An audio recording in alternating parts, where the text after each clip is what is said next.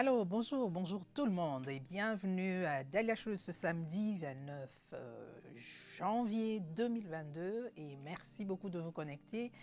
Nous sommes là pour vous comme d'habitude, hein. Chaque samedi on est là pour parler, pour discuter, pour changer, partager des avis et puis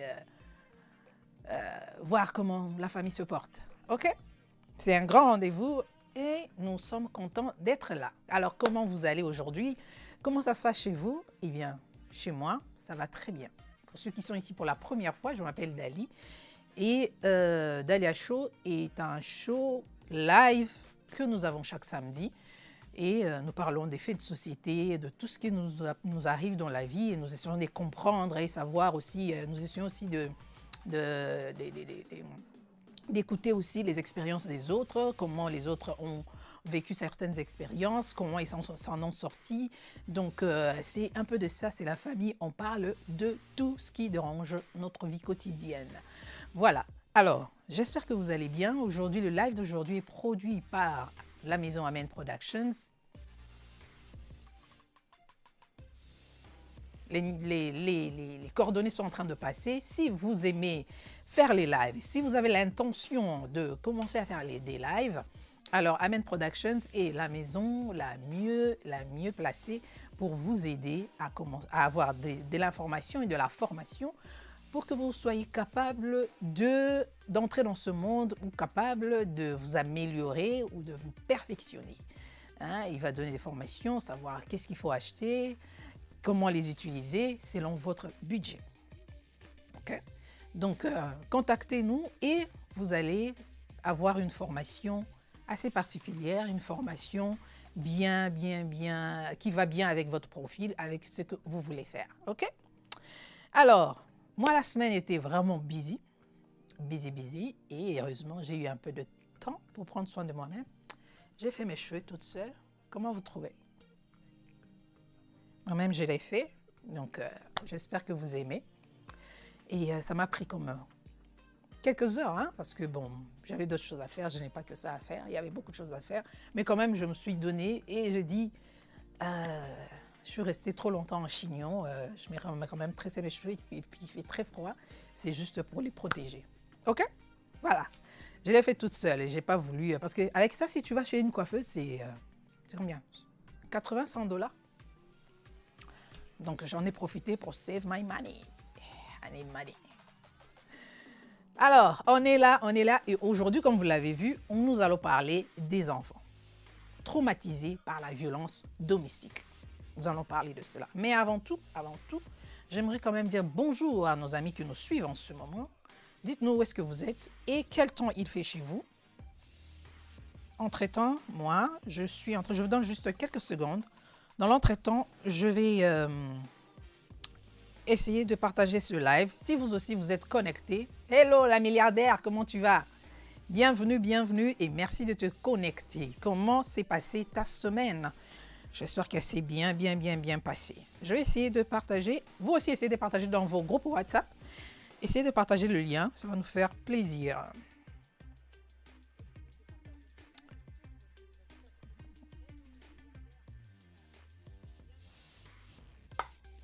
Essayez de partager. Je fais la même chose. Tissia adoratrice. Ah, tu dis c'est joli. Merci. Bonjour Tissia. Comment tu vas? J'espère que tu as bien dormi et que tu t'es bien réveillé. Et c'est le week-end. Il faut se reposer, prendre soin de soi. OK? Et si tu veux aller prendre un bain de soleil, je ne sais pas, est-ce qu'il y a du soleil dehors? Oui. Aujourd'hui, c'est ensoleillé.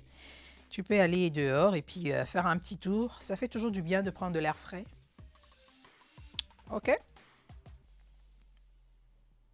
Alors, vous avez partagé? Dites-moi. Vous nous suivez à partir d'où? Dites-moi dans les commentaires. Vous nous suivez à partir de quelle ville? Ou bien vous mettez le drapeau de votre pays.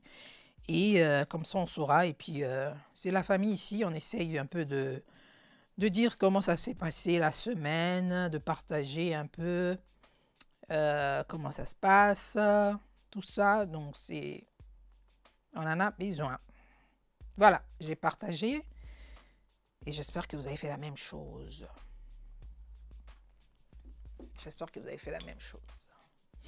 Super bien, merci. Non, il fait très froid. Tu ne vas pas sortir. Hein? D'ailleurs, il fait combien? Il fait, je crois, -21 aujourd'hui. Et bon, c'est normal, on est au Canada. Pour ceux qui ne savent pas, nous sommes au Canada et non loin, nous sommes dans la région du Niagara. Et moins 21, bon, on est habitué parce qu'on sait qu'on arrive jusqu'à même moins 30. C'est pas grave. On a survécu l'année passée et je suis sûre cet hiver encore nous allons survivre. Stevie Mela, bienvenue et bonjour.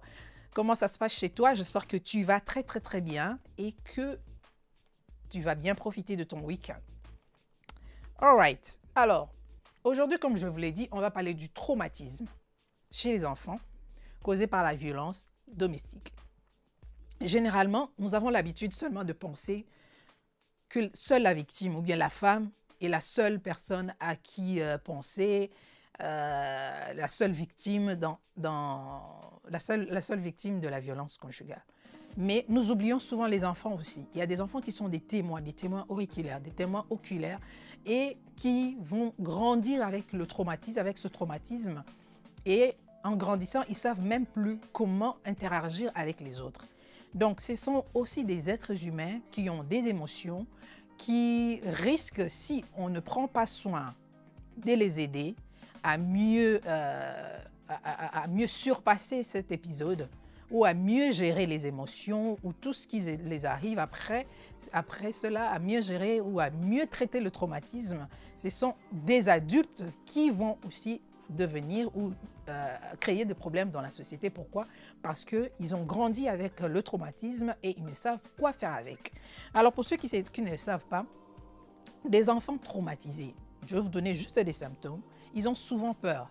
Ils grandissent avec la peur des autres, la peur que cela se reproduise. Parce qu'il a vu ou elle a vu sa maman être battue, sa maman être insultée, sa maman être dénigrée.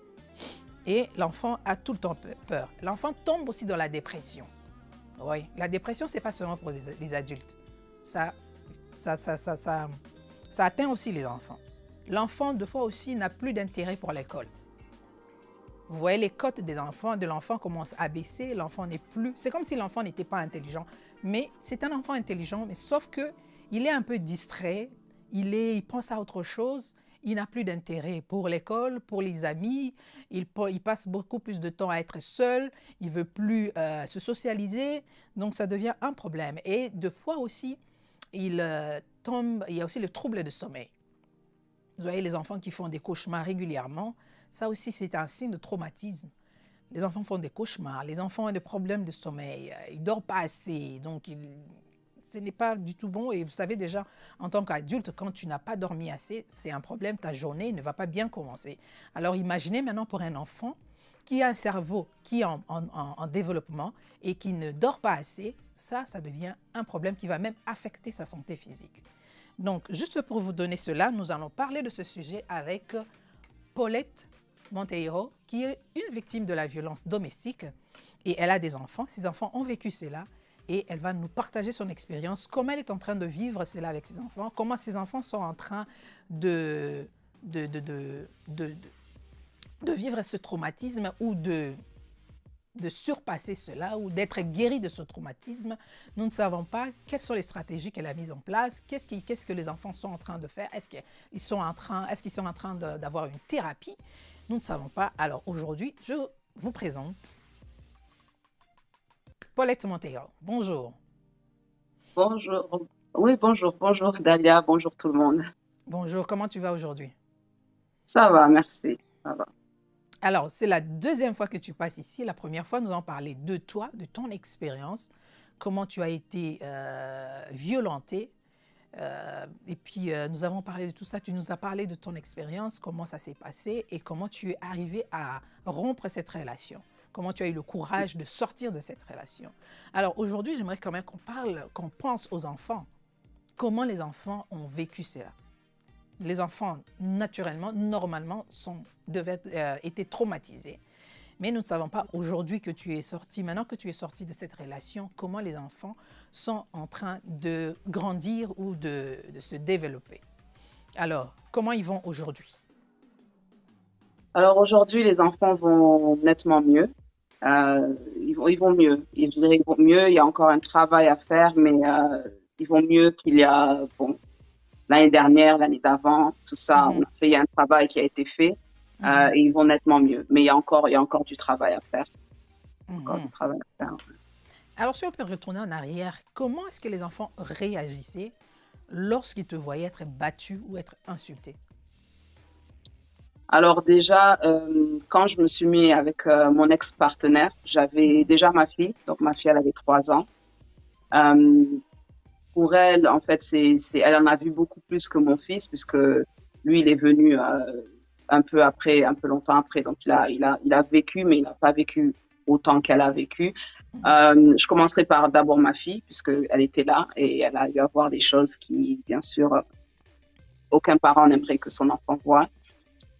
Pour ma fille, c'était assez, ouais, bon, le mot traumatisant va revenir beaucoup de fois, je pense, dans cette conversation. Mais ça a été assez traumatisant parce que d'abord, on était que elle et moi. Donc, j'étais single mom, mais il y avait que elle et moi. Ensuite, un homme est rentré dans notre vie. Bien sûr, il était gentil et tout ça. Donc, pour elle, c'était bon, c'est bien, quoi. Il y a un monsieur qui est là, il est gentil et tout. Et puis, du jour au lendemain, en fait, on s'est toutes les deux retrouvées, en fait, à vivre dans la peur, à appréhender le lendemain ou même la prochaine seconde, en fait, à vraiment appréhender. Et c'est vrai qu'au départ, je voyais pas forcément ses attitudes à ma fille, puisque quand l'action se passe, on se fait taper ou quoi. On n'a pas ce réflexe-là de regarder ce qui se passe autour de nous, en fait. Mais c'est vrai qu'un jour, en fait, j'ai réalisé que ma fille, elle est en train de subir, même si il lui mettait pas forcément la main dessus à ce moment-là, elle était quand même en train de subir parce que je me retrouvais à pleurer. Et c'est elle qui venait, qui m'amenait du papier pour m'essuyer, pour me moucher, pour m'essuyer elle m'essuyait les larmes. Elle me faisait des câlins pour me montrer que voilà, bon, elle savait que ce qui s'est passé, c'était pas quelque chose de naturel, c'était pas quelque chose de normal. Et à partir de là, j'ai commencé à voir comment elle aussi avait peur de lui, malgré qu'il lui mettait pas la main, comme j'ai dit à ce moment-là, puisqu'après il en est venu à lui mettre la main dessus. À ce moment-là, je voyais la peur dans les yeux de ma fille. En fait, dès que le ton haussait, elle me regardait et en fait, elle me regardait d'une manière à me dire peut-être un enfant, si elle pouvait parler, peut-être elle m'aurait dit va te cacher ou arrête de parler ou cours ou quelque, je sais pas. Son regard en disait beaucoup en fait. Et c'est pour ça que j'ai eu beaucoup à prendre des décisions aussi par rapport au fait que ma fille me regarde. Donc forcément, il faut que je fasse attention. Comme je disais la dernière fois, on se disputait, mais moi, au bout d'un moment, je m'arrêtais parce que je savais que pour lui, ça allait plus loin. En fait, pour moi, c'était juste une dispute où on n'était pas en accord, mais pour lui, ça allait plus loin. Et en fait, maintenant, j'étais devenue vraiment, comme on dit, aware, que ma fille était dans les parages, en fait. Qu'elle était dans les parages et qu'elle observait et qu'elle écoutait. Parce que quand même, elle regardait la télé, maintenant, elle a arrêté de regarder la télé et c'est comme si elle prêtait l'oreille à ce qui se passait autour d'elle.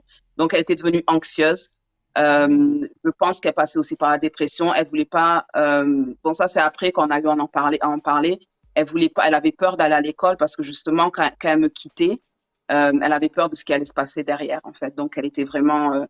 Elle vivait avec cette anxiété constante dont je n'étais pas consciente moi-même en tant que parent parce que moi-même je vivais aussi pareil dans l'anxiété, dans le stress constant.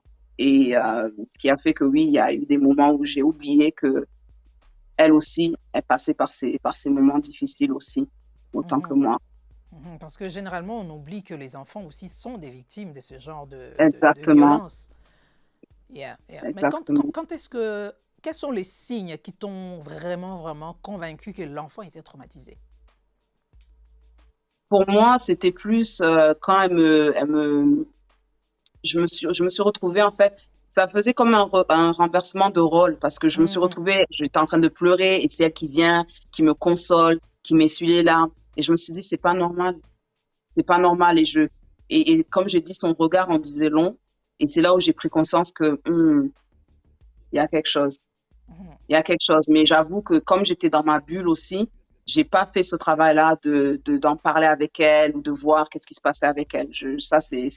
Honnêtement, j'ai pas fait ce travail-là parce que j'étais justement dans ma bulle de stress, dans ma bulle d'émotions, d'essayer de gérer un peu cette relation que j'en ai oublié. Et ça, c'est la vérité, que j'en ai oublié de prendre soin aussi du bien-être émotionnel de ma fille. Je ne sais pas, peut-être que c'est une fille, mais est-ce qu'elle avait aussi... euh, est-ce qu'elle elle était devenue violente envers ses amis à l'école ou ses amis à l'extérieur de la maison, en dehors de la Bon, maison? il y a eu quelques incidents, et un incident en particulier où une copine à elle, je sais pas qu'est-ce qui s'est passé, parce que j'ai jamais vraiment eu la version, et elle avait été violente avec cette copine-là. Mais sinon, Mhm, il y avait pas de souci à l'école en tant que soi, contrairement à mon fils, par exemple. Donc, si mhm, j'en viens à mon fils, lui, il a vécu la violence dans le ventre, en fait, parce que à ce moment-là, j'étais enceinte. Il m'a aussi tapé quand j'étais enceinte. Et, et donc, l'enfant, le traumatisme, il a suivi dans le ventre déjà. Et en sortant, donc j'ai lu des études qui ont été faites par rapport à des femmes enceintes qui ont été battues. Et le taux de stress qu'une femme enceinte durant une relation toxique et surtout la violence, ça affecte le fœtus en fait. Le taux de cortisone qui est relié au cerveau, au fonctionnement du cerveau, est très très très élevé chez le fœtus. Et ce qui fait que quand l'enfant sort, il est déjà traumatisé. Et mhm, ensuite, ça fait un enfant qui a du mal à se gérer émotionnellement. mhm. Et ça, j'en étais pas consciente en fait. Donc quand mon fils est parti à l'école, déjà dès le bas âge, en voyant son père, ce que son père faisait, les remarques que son père faisait, mon fils a grandi donc il avait vraiment ce truc-là que les femmes, c'est des êtres faibles. Sans vraiment le dire, un petit de 2 ans, il savait que toi, la femme, t'es comme ça, et nous, les garçons, c'est comme ça. Euh, donc je disais à mon ex-partenaire, fais très attention. Comment tu es en train de le mener?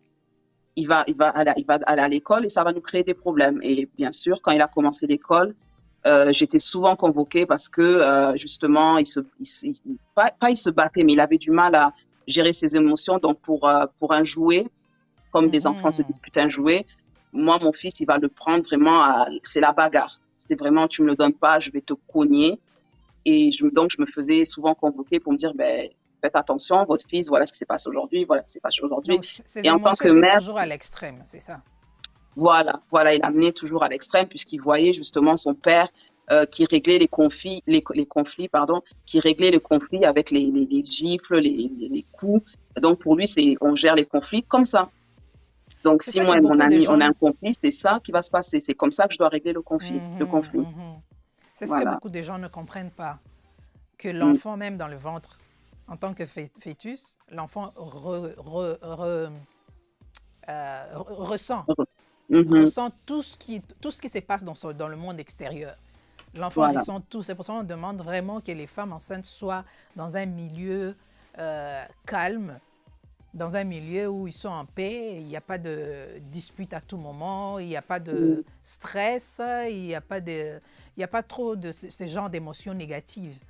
Donc, Ouais. même les hommes aussi doivent être éduqués à ce propos. Quand tu es en face d'une femme qui est enceinte, il faut vraiment, vraiment bien, il faut vraiment faire attention, essayer euh, d'avoir un comportement normal, un comportement Mm. positif pour aider vraiment votre enfant, l'aider à bien grandir. Parce que vous risquez d'affecter l'enfant dès le bas âge. Un enfant Mhm. qui ne comprend rien du tout, mais qui a déjà appris quelque chose de négatif à partir du ventre. Et ça devient compliqué parce qu'un enfant, ça reste un enfant. Mais avec la violence, ce n'est pas du tout quelque chose de bien à transmettre à un enfant. Et comme tu as dit, il aura du mal à gérer ses émotions parce que les enfants, ça se fâche à tout moment, ça rit à tout moment. Et s'ils n'arrivent pas à gérer, par exemple, la colère, ça devient un autre souci. Il faudra bien, bien, bien gérer. Donc, les hommes, faites attention quand vous êtes en face d'une femme enceinte. C'est mieux de se séparer même quand elle est enceinte, laissez-la tranquille dans son coin au lieu d'afficher ce genre de comportement parce que la victime n'est pas seulement la maman, mais le bébé aussi, votre propre enfant. Mhm. Yeah, Ouais. yeah. Ouais. Donc, ta fille n'a pas eu de problème à l'école, mais plutôt le garçon qui est devenu Voilà. violent et ne savait pas comment gérer ses émotions. Et quand Ouais. on t'a appelé pour la première, la deuxième fois, est-ce que tu avais quand même une idée que c'était à cause de cette violence? Oui, là, je savais puisque je voyais comment son père l'éduquait, en fait. Mm. Je voyais aussi comment son père l'éduquait, les commentaires qu'il lui faisait, les jeux qu'il lui faisait aussi, parce que justement, il y a des jeux aussi qu'on fait avec les enfants. Je sais pas enfin, comme j'ai juste, enfin, en étant enceinte et en ayant eu cet enfant, j'étais seulement avec cette personne-là. Donc, je sais pas après, j'ai vu d'autres pères comment ils jouaient avec leurs enfants et j'ai pas vu, je voyais que les jeux qu'ils faisaient en fait avec le petit, c'était pas des jeux qu'un parent devrait faire. Parce que Quel genre lui de aussi, jeu? il poussait les jeux à l'extrême, sachant que il jouait avec le petit. Et quand le petit, en fait, lui disait, arrête, tu me fais mal, il le tapait. Mais Oh. le petit, tu joues avec lui, mais il aime pas le jeu que tu es en train de lui faire, mais tu lui imposes ce jeu-là. Mhm, mhm, Et s'il veut pas jouer ce jeu-là, il se fait punir, en fait. Donc ça aussi, l'enfant ne comprend pas. Donc mon fils, il a aussi grandi en ne connaissant pas comment on dit, boundaries. mhm, Il a pas ce truc-là où c'est mon espace, c'est ton espace. mhm. Donc il n'avait pas aussi ce réflexe-là de savoir que on ne touche pas à ça, on ne fait pas ça parce que justement, son père, je sais pas comment expliquer, il le laissait pas non plus avoir son opinion sur les choses. Tu me fais mal, arrête de me faire ça. Mhm, Allez, boum, une gifle. Mais tu me fais mal, je suis en train de te dire que tu me fais mal. Donc là, c'est mhm, ma barrière que tu es en train de franchir, mhm. mais je te le dis gentiment. Bon, un enfant, c'est un enfant, il va crier, ah, mais tu me fais mal. Mais c'est normal. Donc, en tant qu'adulte, normalement, ce qu'on devrait faire pour apprendre à l'enfant que je te respecte, j'arrête. Mais en fait, le fait qu'il ne respectait pas son espace a fait que aussi mon enfant a grandi en ne respectant pas l'espace des autres. L'espace des autres. Il a reproduit ce que son père Voilà, le faisait. D'accord. Oui, oui, voilà. oui. Et le respect des autres, le Les respect de respects des l'espace autres. des autres. Mhm, Voilà, mhm, voilà. mhm. Donc il a grandi comme ça, même avec sa sœur. Donc je voyais ça aussi avec sa sœur. Donc il malmenait beaucoup sa sœur, son père qui va la taper. Tu vois les trucs qui Oh sont mon pas, Dieu. c'est pas un parent en fait à Mhm, faire oh va te battre avec ta sœur. On prend ça un peu à la rigolade, mais en même temps c'est sa grande sœur. Donc forcément après le respect n'est plus là.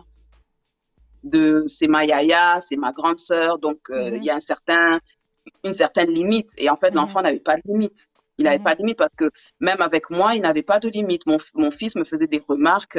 Des fois, je le regardais, mais comme je comprenais ce qu'il y avait derrière, je ne peux pas maintenant aller crier sur l'enfant ou punir l'enfant, mais je lui expliquais, on ne dit pas ça. Mhm. Oh, toi, t'es maman, toi, t'es une femme, et les femmes, ça fait pas ci.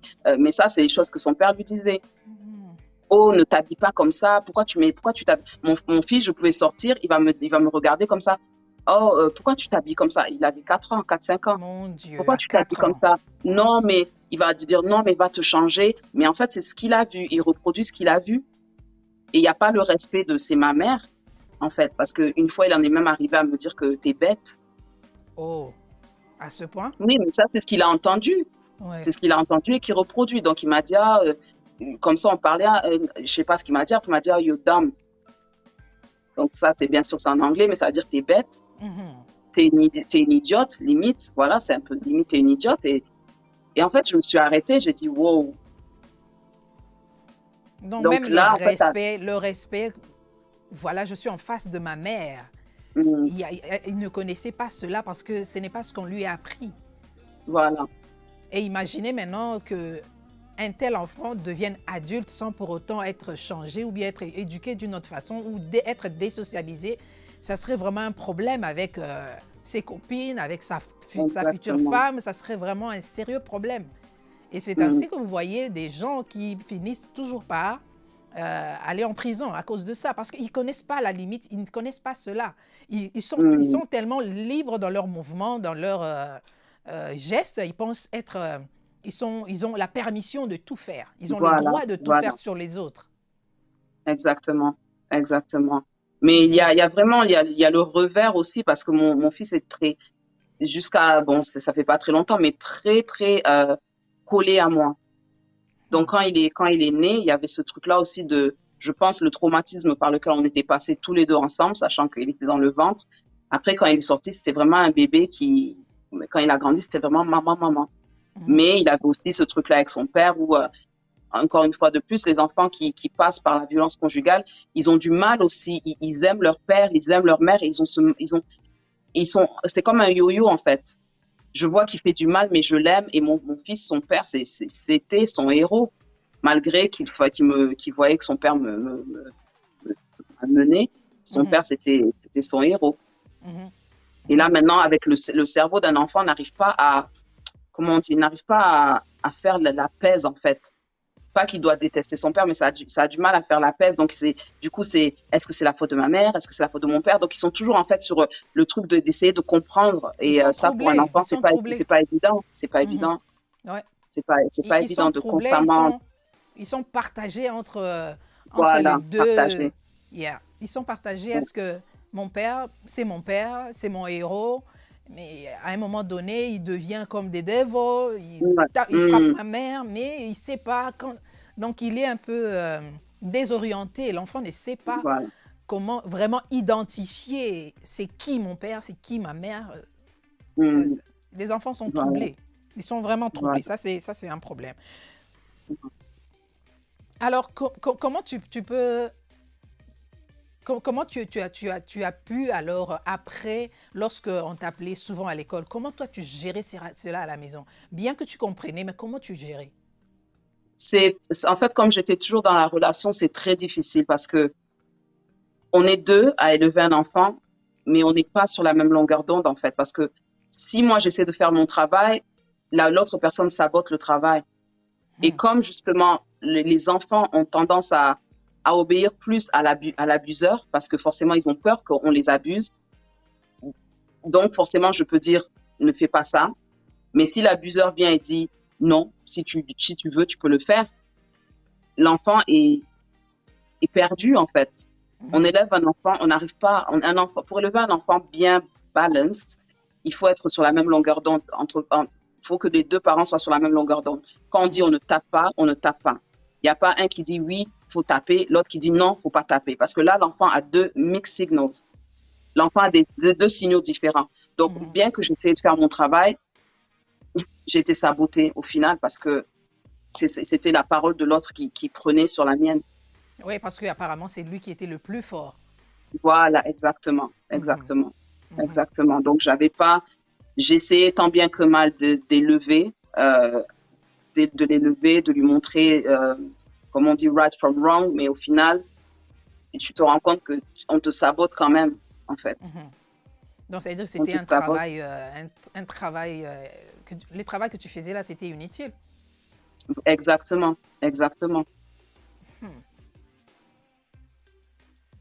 Et puis après, Ben, quand tu essaies d'expliquer à l'autre personne en tant qu'adulte, ayant une conversation pour que, et non, ça tourne aux insultes, ça tourne aux mains. Donc, il n'y a pas, c'est difficile. C'était difficile parce que c'est du passé, c'était difficile. mhm. C'était Wow. difficile parce qu'on aime bien s'asseoir avec son partenaire et dire que voilà ce qui se passe à l'école. Tu peux essayer de lui parler, on essaie de lui parler, tout ça, mais quand tu peux pas avoir cette conversation, que l'autre personne se dit, bah, oh, t'exagères, ils exagèrent, tout le monde exagère, en fait, alors que non. Il y a Mhm. des enfants qui sont blessés par rapport, à cause de notre enfant, il est en train de blesser d'autres enfants. Donc, et qui exagère? Voilà. Mais alors, pour parler, comment tu faisais pour parler avec ton partenaire? Quelle stratégie tu avais pour qu'il t'écoute? Bah, je ne sais pas s'il t'écoutait, mais les quelques fois, est-ce qu'il y avait une bonne stratégie pour lui parler Non, il y avait pas de bon moment, il y avait pas de bonne stratégie. Euh, il faut parler, tu parles, je sais pas comment expliquer. Il y avait pas de bon moment où, ah, tu fais la semoule, tu mets la table et là, tu peux parler à la personne. Il Mhm. y avait pas de bon moment. Oh, vous êtes au lit, c'est le moment où on est vraiment reposé, c'est le moment de parler. Il y avait pas de bon moment. Parce que si il décide qu'il n'a pas envie d'en parler, il n'a pas envie d'en parler. Faut pas essayer de revenir sur le sujet. Faut pas insister. Voilà, faut pas insister. Hmm. Faut pas insister. Donc, j'ai essayé tant bien que mal, hein, parce que bon, on a envie toujours de pouvoir discuter. Mais une fois qu'on voit que la personne, soit elle a pas envie, soit plus on parle, plus on voit que la colère est en train de monter, on prend son recul parce que au final, voilà quoi. Ça sera les coups, là. Voilà. Mhm. Mais alors, qu'est-ce qui s'est passé dans ta tête lorsque tu voyais, bon, je viens d'interdire quelque chose à mon fils ou à ma fille et mon partenaire dit le contraire. Qu'est-ce qui est passé dans ta tête en ce moment-là? Ah, ça m'énervait. Ça m'énervait. Parce que je me suis dit, mais je me disais, en fait, est-ce que c'est normal? En fait, j'étais vraiment sidérée. J'étais sidérée et j'étais énervée. Parce que je voyais mon fils et je me dis, il est tellement gentil et il est tellement innocent. Et en fait, le fait de lui apprendre des choses qui sont pas normales, en fait, on est en train de, comme tu as dit, tu vois, les adultes, il va devenir un adulte un jour et en fait, s'il continue à grandir dans cette mentalité, j'ai pas envie que demain, comme on dit chez nous, lobby lobby, il me ramène sa copine, sa compagne, sa femme viennent et me disent que ah ton fils ceci cela parce que on arrive à voir la fin, on arrive quand même à voir quand on élève un enfant et on voit que l'enfant est un peu et que le partenaire aussi aide aussi ce genre de comportement, on se dit ouf, dans l'adolescence, dans l'âge adulte, mais c'est difficile à rattraper. C'est difficile à rattraper parce qu'après ça fait partie du comportement après. Ouais. Aujourd'hui, il a quel âge? Aujourd'hui, il a 9 ans. Et la grande sœur, la fille? Ma fille, elle a 15 ans. Elle a 15 ans. Donc, ils ont tous les deux eu deux expériences différentes par rapport à la violence conjugale. Ma fille, elle en a beaucoup souffert et elle a encore assez, elle a encore des comment on dit en français, des flashbacks. Elle a encore des comment dire en français flashbacks? Je ne sais pas comment on dit. Des séquelles. Oui, elle a encore des séquelles, mais elle a encore pas des mémoires, des souvenirs. Voilà, elle a encore des souvenirs, mais des souvenirs qui lui font encore mal, qui la font revenir à ce sentiment qu'elle avait à ce moment-là. En fait, elle est vraiment, autant elle a 15 ans, autant un enfant qui est passé par le traumatisme ne fait pas forcément son âge. On la regarde comme ça, oui, elle a 15 ans, c'est une grande, elle est grande de taille, mais elle est encore bébé. Pas bébé, hein, je dirais pas bébé, mais elle a encore un peu ce truc-là où elle est très protectrice. Déjà, avec moi, elle est très protectrice et elle veut toujours des câlins, elle est très, très collée à moi. Dormir avec moi, elle a 15 ans, elle veut souvent dormir avec moi. C'est la même chose pour mon fils, c'est toujours, ils sont tout le temps en train de marchander pour dormir avec moi alors qu'ils ont grandi, quoi, ils ont leur chambre, mais c'est ce besoin-là de savoir que je vais bien, ce besoin-là de savoir que je suis en sécurité. Aucun enfant, bon, il y a des limites, mais mes enfants, c'est un peu à l'extrême, mais c'est par rapport à ce qu'ils ont vécu. C'est pour ça que c'est à l'extrême, de savoir où je suis, quand je sors, où je vais, avec qui je suis. Si, par exemple, je sors et je ne suis pas rentrée à 2 heures du matin, ils ne vont pas dormir. Même si ils ont un adulte à la maison qui les garde, hein, ils vont vouloir que d'abord savoir que je suis dans la maison et après ils vont aller au lit. Donc, mais bon, maintenant comme on est passé par maintenant comme on est passé par la thérapie, c'est moins. Ils le font moins. Alors parlons maintenant de la thérapie. Quand est-ce que tu as décidé que la thérapie était vraiment une solution pour vous? Je pense que toi aussi tu prends la thérapie. Comment on dit? Tu prends ou... Je fais la thérapie. Tu fais la thérapie, les enfants aussi. Donc, quand est-ce que tu as décidé que c'était vraiment une bonne solution pour vous, pour que vous puissiez vous en sortir, surtout psychologiquement? Alors, la relation s'est terminée en 2016. Après ça, je me suis vraiment focalisée sur les enfants, la guérison des enfants. Donc, je me suis dit... non, au départ, non, je me suis pas, c'est pas vrai. Au départ, je me suis pas forcément focalisée sur la guérison des enfants, je me suis focalisée sur le fait de move on. Mais quand on dit move on, en fait, on dit juste move on, mais on sait pas exactement ce que ça implique, en fait. Je me suis dit, let's just move on. Hein? Voilà, la relation est terminée, faut emballer ses affaires pour plus qu'il y ait de traces de la personne. Voilà, donc je me suis focalisée sur ça. Et ensuite, il y a eu justement un événement qui a été très bouleversant pour les enfants où, comme j'ai raconté la dernière fois, il était venu essayer de casser la porte et tout ça. Et ça, pour les enfants, ça a été vraiment un choc. Les enfants étaient dans la maison? Oui, les enfants étaient dans la maison. C'était, même pour moi, c'était choquant. Heureusement que j'avais une copine à moi qui était à la maison ce jour-là parce que c'était... Même quand j'ai appelé la police, c'était tellement choquant que je criais, en fait, au téléphone. Quand j'appelais la Mhm. police, je criais, mais et les enfants, en fait, ma copine a pris les enfants, mes enfants ils se sont cachés, ils se sont vraiment pleurés et tout ça. Et après, j'ai vu, en fait, mes enfants, dès que, bon, cet épisode-là est passé, j'ai dû après aller porter plainte et tout ça. Mhm. Et dès en fait, les enfants, dès qu'il y avait le moindre bruit, ça sautait, ça courait, ils étaient vraiment trop choqués.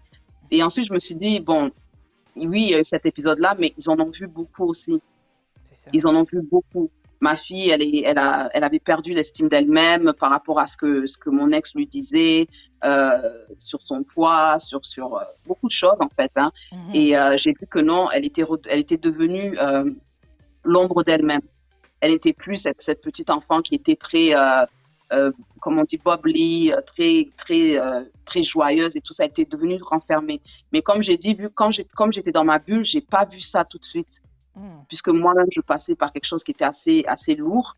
J'ai pas vu ça tout de suite. En fait, je me disais, bon, voilà, moi, j'essaie de me remettre, mais j'ai pas vu mes enfants, en fait. Et c'est ça, en fait, qui est dommage, c'est que quand on passe par la violence conjugale, on se referme, même si on a des enfants, on a tendance à se refermer et ne pas voir, en fait, que les enfants souffrent.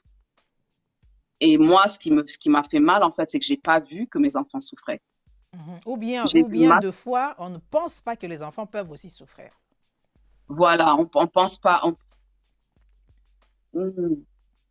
on ne pense pas, mais pour mon cas, je savais Mhm. qu'ils en avaient vu beaucoup, mais je pensais qu'avec leur Leur childlike âge. mind, en fait, Mhm. leur façon de penser, les enfants, c'est très, moi, je me fais taper, ça va me rester dans la tête, mais eux, par exemple, ils ont vu ça, mais je vais les faire sortir, ils vont jouer. Tandis que moi, je suis peut-être assis sur un banc et ça tourne dans ma tête. Mais eux, ils vont être au parc, ils vont courir. Et pour nous, en tant qu'adultes, on se dit que, ah bon, C'est c'est passé. passé. Pour eux, c'est Mhm. passé. Je vais les ramener manger une glace, je vais acheter des nouveaux habits et ça va en fait passer. Alors que c'est pas ça. Mhm. C'est plus, ils vont masquer, bien sûr, parce qu'un enfant aussi essaie de protéger son parent. Donc, Mhm. ils vont masquer aussi le fait que ils ont peur.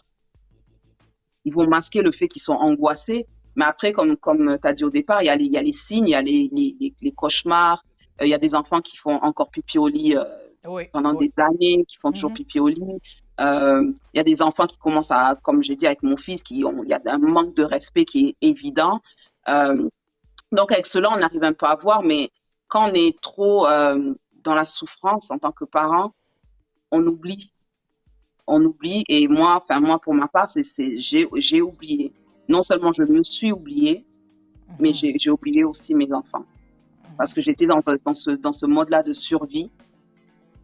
Et ma survie a fait que j'ai aussi, dans la mêlée, oublié mes enfants, bien que je prenais soin d'eux. Mais je ne prenais pas soin d'eux émotionnellement. C'est pour ça que quand les services sociaux sont rentrés dans notre vie, euh, mes enfants ont dû être placés, ils n'ont pas été placés en famille d'accueil, donc c'est pas ça, mais on les a mis sous protection de l'enfance et justement, et la cause, c'était justement, comme ils disent en anglais, neglect, Mhm. négligence. Et ça m'a fait mal de voir ça, que j'avais un dossier où il y a écrit négligence à l'enfance. Mhm. Mais au final, quand je regarde, oui, j'ai négligé parce que j'ai choisi de rester dans une relation qui était non seulement toxique, mais violente. Et j'ai négligé mes enfants. Donc, pour mon propre bien, soi-disant mon bien, parce que quand on est dans la relation et abusé émotionnellement, on pense que c'est pour notre bien, qu'on reste Mhm. dans cette relation-là, j'ai négligé le bien-être de mes enfants. Et ils ont subi plus qu'ils n'auraient dû subir si j'avais quitté la relation euh, Plutôt. le plus tôt. Ouais. Mhm. Donc, c'est de la négligence. Au niveau des services sociaux, ils appellent ça en Angleterre, je ne sais pas, partout après dans le monde, ils appellent ça de la négligence. Mhm. Oui, même ici, c'est Ouais. de la négligence. Ouais. Alors, quand on t'a parlé maintenant, les services sociaux t'ont parlé de la thérapie, à Mm. quoi est-ce que tu as pensé en ce moment-là? Alors, les services sociaux m'ont pas parlé de thérapie. Mes enfants ont commencé la thérapie, c'est moi qui ai voulu. C'est Ah, moi qui d'accord. l'ai voulu. Donc, c'est moi qui ai fait la démarche de chercher. Donc, j'avais toujours les services sociaux dans ma vie et je leur ai dit, ce serait bien que les enfants voient un professionnel. Parce qu'au départ, ce que j'essayais de faire tout par moi-même. On parle, on essaie de parler, mais comme je dis, les enfants, ils vont parler d'une façon à ne pas blesser, à ne pas vexer, à vouloir que tout aille mieux, ils vont vouloir camoufler. Donc, on parlait, hein, mais moi, je croyais que c'était ça le travail, que oui, ben, on parle, hein, mes enfants me parlent. Mais au final, non, ils avaient besoin de ce travail-là professionnel où le professionnel vraiment va et il vraiment il décortique l'expérience que l'enfant a eue et arrive à mettre des mots sur ce que l'enfant essaie d'expliquer. Voilà, voilà. Et à faire comprendre aussi à l'enfant que non seulement c'est pas de ta faute, mais tu ne vas pas, parce que ma fille, elle pleurait, elle en pleurait. Parce qu'elle, elle connaissait elle pleurait, elle disait, oh, quand son frère, parce que mon fils, comme j'ai dit, il n'arrivait pas à canaliser sa colère. Et justement, quand il devenait très colérique, il se battait avec sa sœur, mais il n'y avait pas moyen de le stopper, en fait. Et elle bien sûr, elle a 6 ans de plus, mais elle se retrouvait à pleurer. Et quand je lui demandais, mais pourquoi tu pleures, elle a dit, mais est-ce qu'il va devenir comme son père? Oh. Et elle avait peur en même temps pour son frère. En même temps, elle nourrissait aussi cette colère contre son frère que, déjà, bon, comme ils n'ont pas le même père, et que elle nourrissait déjà cette colère-là de, déjà, ton père, il a fait ça à ma mère, et toi, tu es en train de devenir, en fait, comme lui, et moi, ça me fait peur. Et Non, donc, si, il y a donc tout un... elle subissait doublement la violence, venant du père et venant de son frère aussi. Ouais. Ouais. Ben, avec son frère, elle se battait pas souvent, mais c'est vrai que même moi, quand je regardais, quand il se battait, ça me rappelait aussi, ça me faisait peur aussi parce que ça me rappelait son père, parce que j'ai dit, ah, son père aussi, quand il commençait à taper, il n'y avait pas moyen de l'arrêter. Et mon fils, il faisait ça, et il faisait des têtes et waouh. Je me disais, non. Et il avait à peu près, quand il faisait ça, il avait à peu près 6 ans. Waouh. C'est sérieux, ces histoires-là. C'est vraiment sérieux. Il faut vraiment sérieux. faire attention lorsque vous êtes dans une maison où il y a de la violence psychologique, physique, il y a la négligence. Il faut vraiment faire attention et vous risquez d'avoir des adultes, violents. Parce que maintenant, là, on comprend. Si vous vous trouvez en face d'un adulte violent, il faut savoir qu'est-ce qui s'est passé dans son enfance. Il faut vraiment, vraiment essayer de savoir pourquoi il est devenu comme ça. Qu'est-ce qui a fait qu'il puisse devenir si violent et qu'est-ce qui est arrivé dans sa vie qui n'arrive pas à canaliser ses émotions ou à maîtriser ses émotions. Donc, regardez bien et vous allez découvrir que dans son passé, il y a eu quelque chose qui s'est passé et qui n'a pas été traité, qui n'a pas été pris en charge. Parce que ce sont des traumatismes qu'il faut chercher à guérir. Il faut trouver la solution pour que la personne soit un adulte concentré, stable émotionnellement aussi. C'est très important. Donc, moi, j'ai référé mes enfants pour la thérapie. On a commencé petit à petit. Ma fille, il y avait la psychologue qui partait à l'école la voir. Moi, j'amenais mon fils dans un centre et on a commencé petit à petit comme ça. Ils ont fait ça pendant quelques mois. Ensuite, ils ont arrêté. Ensuite, il y a eu des déménagements et tout ça, d'urgence et tout. Et ensuite, j'ai quand même, je les ai renvoyés encore en thérapie parce que j'ai vu que bien qu'on ait déménagé, ils avaient toujours cette peur-là. Quand il y a quelqu'un à la porte, quand quelqu'un tape à la porte, ils avaient toujours cette peur. Et ma fille, bien sûr, comme j'ai dit, puisqu'elle en a vu plus que son frère, des fois, elle pleurait. Elle était vraiment, il y avait trop d'émotions en elle qu'elle n'arrivait pas à verbaliser. Elle n'arrivait pas à verbaliser et je me retrouvais vraiment en face d'une enfant qui avait de la colère contre moi, qui avait de la colère contre le monde, qui avait vraiment un manque de confiance en elle aussi, qui a aussi, ça a entraîné aussi le harcèlement scolaire. Voilà, ça aussi, c'est des choses qui n'ont pas aidé la thérapie de ma fille, puisqu'entre-temps, elle essaie de guérir de quelque chose, et puis il y a le harcèlement scolaire qui arrive, qui lui font repenser à la situation dans laquelle elle était avant. Donc, la thérapie a continué. Mon fils a arrêté au bout d'un moment, puisque ça allait mieux, il allait mieux aussi. Ma fille, ça va, mais elle a ce besoin-là de parler. Elle a ce besoin-là de se confier, bien qu'on parle, hein, on parle, mais comme j'ai dit, il y a beaucoup de choses où elle pense que je comprendrai pas, euh, ou bien elle n'arrive pas forcément à les exprimer, donc elle veut pas dire quelque chose qui ne soit, enfin, je sais pas, selon ce qu'elle dit, elle veut pas dire de mauvaises choses. Elle préfère aller avec le thérapeute et savoir comment gérer, savoir comment parler, et puis venir maintenant m'en parler. On a eu à faire la thérapie de famille, où là, maintenant, on va tous ensemble. Et ça a été, on a fini en décembre. Là, on a eu la thérapie pendant un an et 3 mois. Chaque 2 semaines, à aller faire la thérapie en famille. Ça a été lourd. Ça a été très lourd parce que, Oui, ça se justement, comprend, hein. Ça a ouais, été vraiment émotionnel là. Parce que voilà, parce que, vous commencez à reparler des événements très difficiles. voilà. Donc, je comprends, hein. Exactement, Mhm, exactement. Mais c'est le meilleur endroit parce que justement, ils se sentent pas jugés, c'est pas à la maison. Le thérapeute a des manières de poser les questions qui amènent à la discussion. Donc, c'était vraiment des questions vraiment. Ma fille va me demander pourquoi tu es resté avec lui. mhm, C'est comment il te faisait. Pourquoi tu es resté avec lui? Mon fils, il va me dire, mais il y a des choses. Je me souviens, mon fils il a des souvenirs, mais justement, pendant la thérapie, il me dit, j'ai des souvenirs, mais j'ai l'impression que c'est un rêve. Et j'ai pas forcément envie de te demander parce que si c'est la réalité, j'ai peur que ce soit la réalité. Donc, j'ai pas envie de te demander. wow. Mais entre eux, mes enfants, ils en parlent. Ça, par contre, c'est bien parce que mon fils, il peut aller vers sa sœur et puis ils vont en parler à ton père. Bon, c'est vrai que c'est pas évident puisqu'ils n'ont pas forcément les bonnes manières d'aborder les sujets, mais ils en parlent entre eux aussi. Mhm, mhm. Après, une fois, ils en parlaient entre eux, ils se sont retrouvés à pleurer, venir dans ma chambre en train de pleurer. Après, je leur dis, mais pourquoi vous pleurez? Oh non, on était en train de parler. Je dis, mais, ok. Mais c'est là où il y a les thérapies, c'est vraiment un bon espace pour pouvoir parler. Il y a des questions que le thérapeute va poser que moi-même, j'aurais même pas pensé. Mhm, mhm, J'aurais pas mhm, pensé. Je me dis, waouh, ok, je pensais pas à poser la question de cette manière ou à même aborder le sujet de cette manière.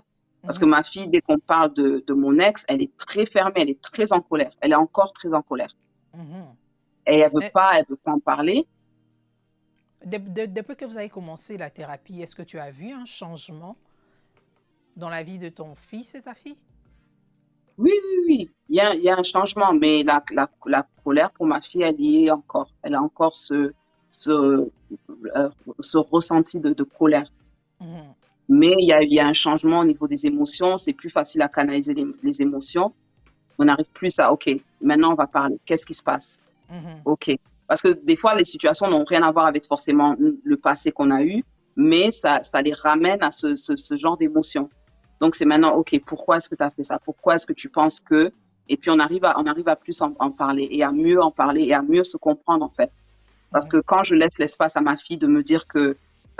ma fille, elle m'a dit clairement, on s'est assis une fois, je lui ai dit, OK, dis-moi exactement, qu'est-ce que tu penses de moi en tant que mhm. ta mère Ouais. et par rapport à ce qui s'est passé et il faut laisser l'espace à l'enfant. Elle a eu à me dire des choses qui sont, peut-être un autre parent va se dire, mais pourquoi tu me parles comme ça? Mais elle avait besoin de se De laisser, s'exprimer. de s'exprimer et de savoir que je vais pas la taper, je vais pas Voilà. lui crier dessus. Mhm, mhm, Elle m'a dit, elle m'a dit, ben, en fait, je pensais que tu étais faible. T'es faible, en fait. Pourquoi tu laissais te taper? Mon fils qui va me dire, pourquoi tu n'as pas pris une casserole et tu l'as jeté au visage? Tu vois, ils ont vraiment ce truc-là où, pourquoi tu t'es pas défendu? Et ils ont ces mhm, questions-là. Et maintenant, il faut savoir y répondre aussi. mhm, mhm. Mais on n'y répond pas à chaud, oh, toi, t'es qu'un enfant, tu comprends rien. Non. Parce que là, ça ne les aide pas non plus quand on se Non, braque en non, tant non. qu'adulte. Ça ne les aide pas aussi à guérir et ça ne m'aide pas non plus à guérir. Parce que oui, moi aussi, je me pose la question, pourquoi je me suis pas défendue? Mhm, Et ils ont le droit de savoir. Et ils ont le droit de savoir aussi que les coups, ça ne te rend pas fort. mhm, Ça ne te rend pas fort. Peut-être que oui, la personne est à terre, c'est ça que quelqu'un va voir comme la force, mais ce n'est pas ça. Savoir se retenir à un moment où on a vraiment envie de boxer quelqu'un, ça, c'est la force. La maîtrise de soi, c'est une force. Et c'est mhm, ça que j'apprends à mon fils, c'est que s'il y a une situation où tu vois que non, ça commence à bouillonner, le fait que tu prennes tes jambes et que tu partes dans un autre sens, c'est une force. mhm. Mais te laisser aller au gré de tes émotions, au gré de tes feelings, c'est pas une force. C'est pas une force du tout de lever la main, de cogner sur ton camarade et puis voilà quoi. Hmm. Donc Alors, c'est l'éducation à refaire, c'est l'éducation qui est à oui, oui, oui, refaire. oui, oui. C'est Tout est à refaire. bon, voilà, tout est à refaire, tout est à refaire. Mhm. Et je remercie Dieu que, bon, c'est vrai que ça va être un peu bizarre pour ceux qui nous écoutent, mais là, je suis seule. Donc, je fais l'éducation de mon enfant seule. Et je remercie Dieu que je puisse le faire seule parce que je n'ai pas besoin d'être sabotée. Mhm. Il y a eu un grand travail, un lourd travail à faire que j'ai dû faire toute seule et aussi être accompagnée par les thérapeutes. Mais je suis contente d'avoir pu le faire seule, sans personne pour me saboter. Mais pour Mhm. saboter mon enfant, parce que c'est pas me saboter, c'est aussi saboter le futur d'un enfant, en Ah fait. oui, surtout ça. Ah oui. Alors, aujourd'hui, quand tu regardes ton fils, qu'est-ce que tu vois? Mon fils, mon fils, il est très mignon, il est gentil, il est vraiment doux. C'est Mhm. un enfant qui est doux. Je vois un enfant qui a vécu ce qu'il n'aurait pas dû vivre, il a longtemps essayé de comprendre, mais aujourd'hui, je pense qu'il a compris. Si on lui demande pourquoi ton père n'est plus avec ta mère, il sait pourquoi. Mhm. Alors qu'avant, c'était beaucoup de questions. Ah, mais pourquoi tu reviens pas avec lui? Pourquoi? Et aujourd'hui, il sait le pourquoi. C'est un enfant adorable. Mhm. C'est vraiment un enfant qui aime. Bon, je pense qu'il y a mes sœurs qui regardent, elles pourront en témoigner que mon fils, c'est quelqu'un qui aime, il aime. Mais Mhm. maintenant, ayant eu le départ qu'il a eu, ça ne l'a pas aidé à manifester maintenant cet amour qui s'est Mhm. transformé en colère, qui s'est transformé en d'autres choses. Euh, mais c'est un enfant je le regarde et je me dis, je suis contente parce que maintenant, je sais que c'est un enfant qui comprend, qui va aller loin, qui va aller loin et qui est capable de gérer ses émotions. Donc moi, je le regarde, je suis fière. Je suis fière du travail qu'il a eu à faire parce qu'un enfant de son âge, de 6 ans, 5 ans, allait en thérapie. Là, bon, il avait 7 ans quand on a dû faire la thérapie de famille. Il Mhm. était vraiment, les dernières sessions qu'on a eues de thérapie, c'était vraiment lui qui lidait les sessions. Il avait vraiment ce besoin-là de parler et même le thérapeute, il a dit, waouh, Mhm. il a dit, mais t'es sûr, tu veux pas devenir toi-même thérapeute? Parce que là, mon fils, il s'asseyait. Non, il s'asseyait et il me posait aussi des questions. Mais maman, est-ce que Mhm. tu penses que... Et voilà, vraiment, il s'est ouvert, il s'est lâché et il a compris que euh, la vie, c'est pas ça. C'est pas les coups, c'est pas les insultes, c'est pas toujours avoir le dessus sur les gens ou toujours vouloir que les choses aillent dans son sens. Il a compris et aujourd'hui, quand je le regarde, je suis fière. Je suis fière. Non, il n'est plus violent, il sait maintenant comment se comporter. Il sait comment se comporter. Il y a toujours il y a toujours un peu, il y a toujours des séquelles parce que les séquelles sont là. Mais comme je vois il y travaille, Mhm. ça me fait plaisir parce que je C'est le vois plus il est important conscient. d'ailleurs. Yeah. Parce que s'il y a quelque chose qui se passe, on va s'asseoir et on va en discuter. Mhm. Maintenant, c'est le fait, OK, est-ce que tu aurais dû faire ça? Non. Qu'est-ce que tu aurais pu faire de différent? Et Mhm. là, il est capable de discuter. Et là, il est capable, la prochaine fois, de faire la différence. Mhm. Donc, pour moi, je sais on a encore un petit travail à faire. Bien sûr, pour lui, il a besoin de cette présence masculine, d'un modèle positif de masculinité. Mhm. Ce que je fais avec mes amis garçons, donc j'ai des amis garçons qui viennent, qui le sortent, qui lui apprennent à être un homme, parce que moi, je suis une maman, je suis une Mhm. femme. Donc, ce que je lui apprends, c'est ce que moi je sais, ce que je pense savoir, hein, parce que je suis pas un garçon, j'ai pas vécu, j'ai pas la testostérone et tout ça. Donc, mes amis garçons font ce travail-là de positivité Mhm. masculine dans sa vie. Et je sais que s'il a besoin d'avoir des conversations, il a besoin de parler, il a son parrain à qui il peut parler et à qui il peut poser des questions par rapport au truc d'homme. Voilà quoi. Mhm. Est-ce que tu as des oncles ou il a des oncles? Tu as des frères? Oui, j'ai des frères. Mes frères sont pas forcément présents dans sa vie, mais quand on les visite, ouais, il passe du temps avec eux. Mhm. J'ai deux frères. Et, et, et ta fille alors? Elle a fait aussi du progrès? Ma fille, elle a fait des progrès. Pour ma fille, c'est un peu plus lent.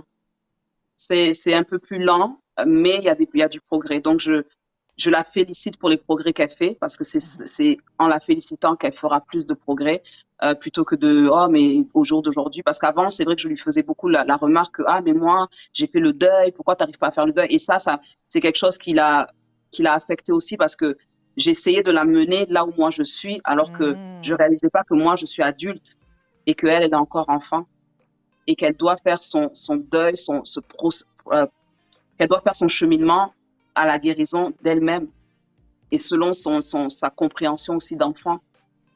Et puis je pense aussi que ce n'est pas seulement question d'âge. Je pense que ça dépend d'une personne à l'autre. Hein, parce qu'on peut être deux adultes, mais chacun va vivre son expérience d'une manière personnelle. Et puis chacun va faire son deuil d'une façon particulière. Donc Voilà. on ne vit pas la même situation de la même façon. Donc, moi, Voilà, je peux vivre la exactement. violence domestique, tu peux vivre de la violence domestique, mais la façon dont nous allons move on et le temps même que ça va prendre, ça ne sera pas la même chose. Donc, vraiment, ça C'est dépend du mental de quelqu'un, ça dépend des objectifs qu'on s'est donnés, ça dépend de la force de la personne aussi.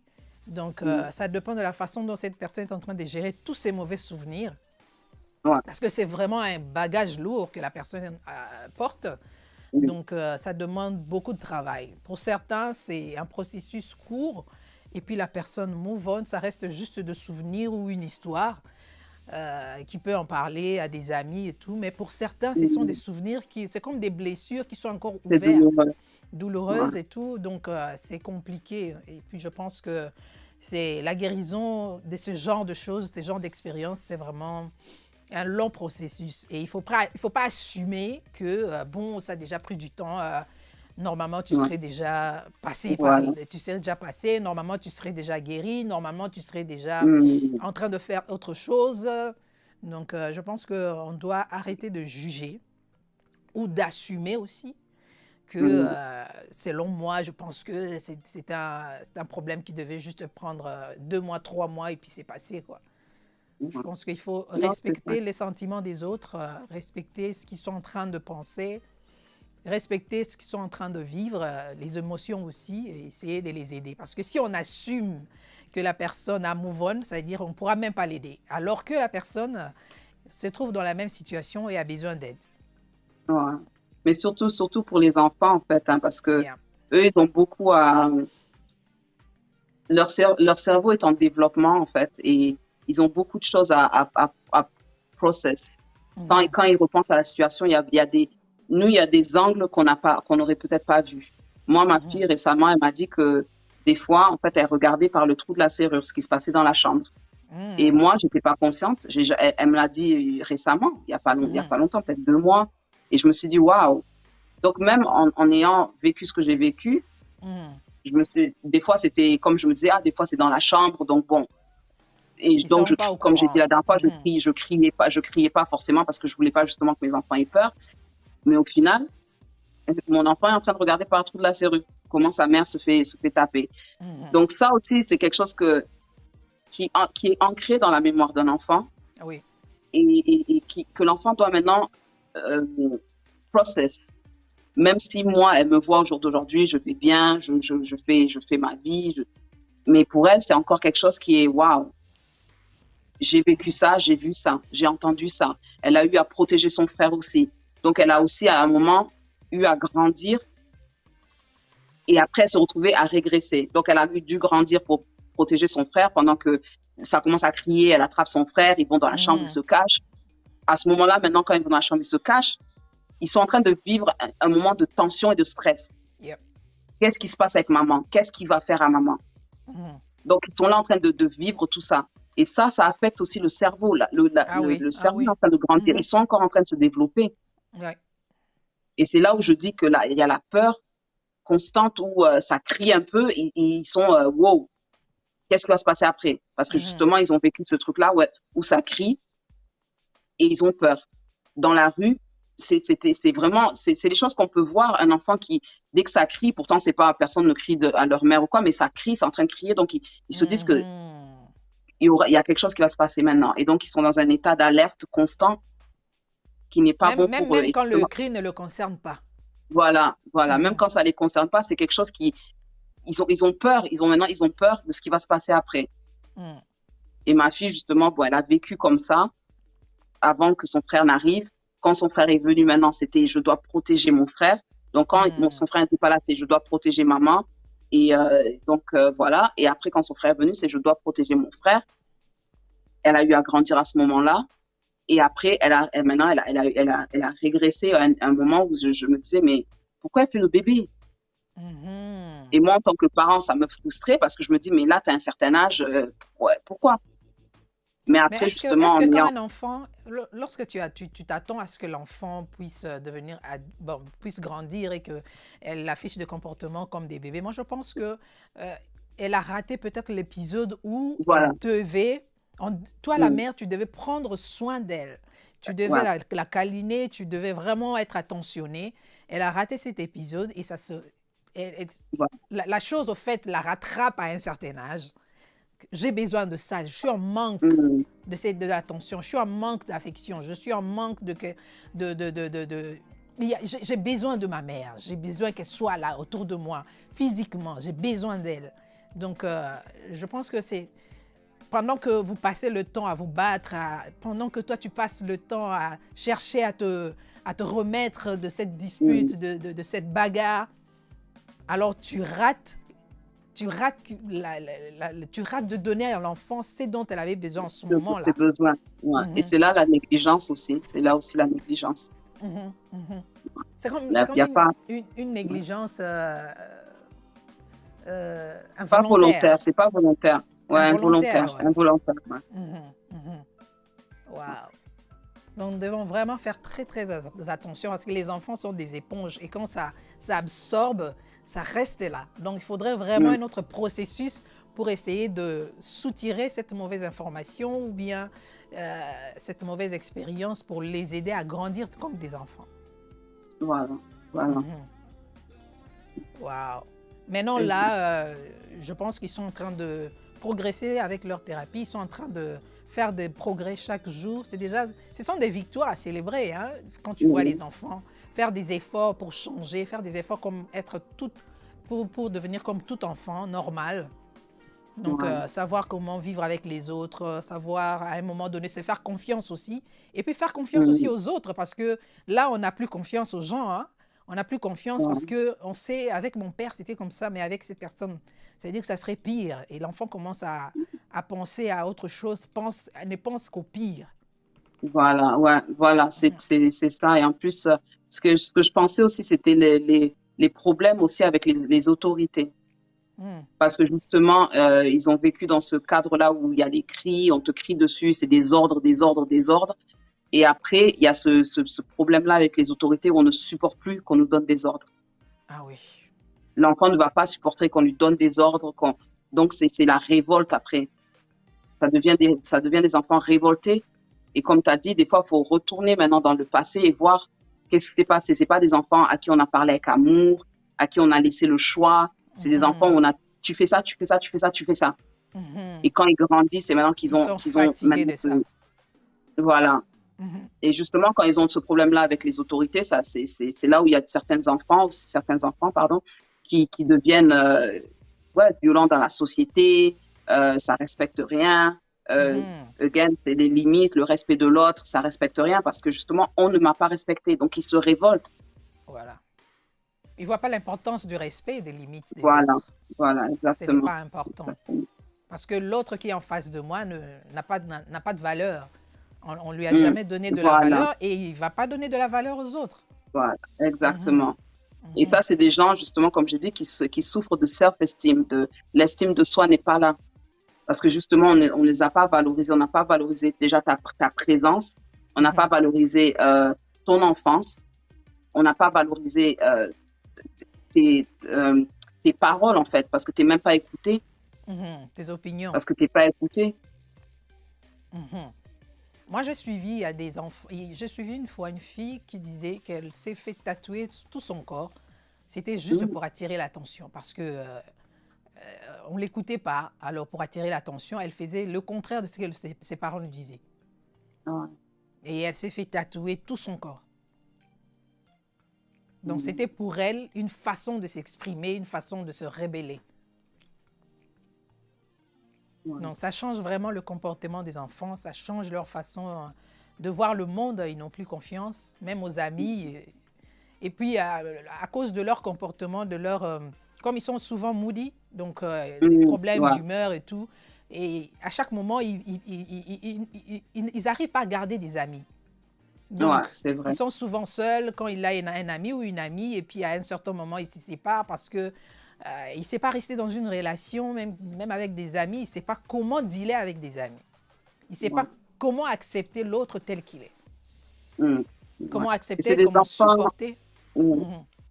c'est des enfants aussi qui ont du mal à recevoir des compliments, à recevoir l'amour. Mhm. Parce que moi, bien que je dis que ma fille, elle veut les câlins et tout ça, elle est passée aussi par une période où elle voulait pas de câlins, elle voulait pas que elle voulait pas que je la touche, elle voulait Mhm. pas. Donc il y a vraiment, il passe, c'est des phases en fait, c'est des phases qui passent. Mais aussi, ce qui est très important à savoir, c'est que un enfant qui grandit en étant, en voyant la violence conjugale au quotidien dans la maison, ça lui donne aussi un faux modèle de l'amour. Donc, ce sont des adultes qui vont grandir et en pensant que C'est ça pour que l'amour. la personne, voilà, c'est ça l'amour.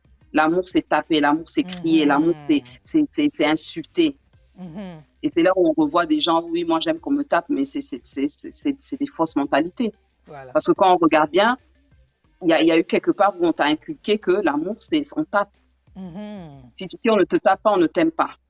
Et surtout si on a vu que ah, papa il tape maman, maman elle est là, elle reste. Et elle est là, elle fait toujours à manger, elle est toujours Mhm. douce, elle est toujours. Mhm. Ah, c'est ça l'amour. C'est Ok, ça le bon, quand moi modèle. je serai grand aussi, c'est comme ça aussi je vais dealer Mhm. avec les personnes que je vais rencontrer, quoi. Donc si je Mhm. tape pas, ça veut dire que je t'aime pas. Mhm. Ah oui. Donc ça, Ah oui. c'est très dangereux aussi parce que les enfants nous regardent, comme tu as dit, c'est des éponges, ils nous regardent comment on communique entre nous, comment on s'aime, comment on arrive à gérer les situations. Et Mhm. c'est comme ça qu'ils ils voient le futur et c'est comme ça qu'ils feront de la même. Bien sûr, je ne dis pas que c'est tous les enfants qui ont vu qui reproduisent, mais une majorité quand même aura tendance à aller d'une manière ou d'une autre, même s'ils ont vu les coups, peut-être ils vont faire maintenant une violence émotionnelle plus tard ou quoi. Il y a toujours Mhm. quelque chose. Il ne faut pas se mentir, il y a toujours des séquelles.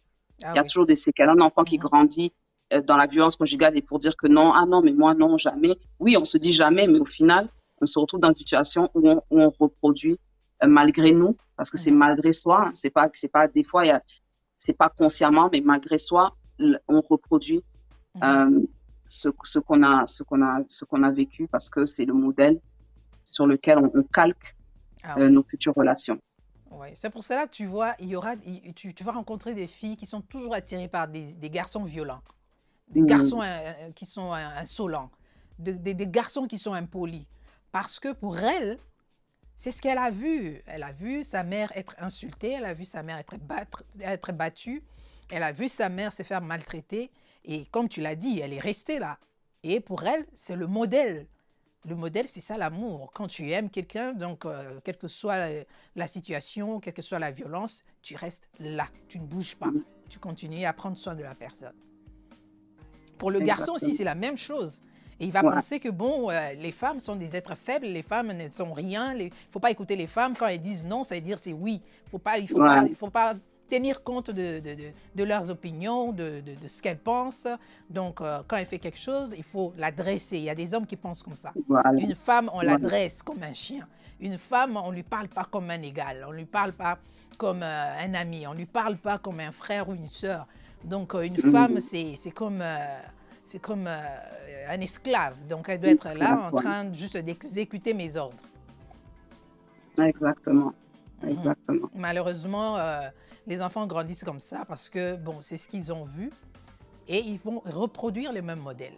Et c'est ainsi que nous voyons la violence ne finit pas et ça ne fait que se perpétuer de génération en génération parce que la maman n'a pas eu, n'a pas eu le courage de prendre la bonne décision, le papa n'a pas voulu changer et c'est des enfants, vous reproduisez la même image, le même papa violent et la même maman victime toute sa vie, Effectivement. violentée et les enfants, s'ils ont de la malchance, il y a certains qui vont rencontrer des femmes qui ne vont pas supporter cela et qui vont être tuées. Parce Ouais. qu'il y a des femmes qui n'ont pas supporté la violence et carrément, ils ont jugé bon de tuer, de tuer les partenaires et puis c'est fini. Hein.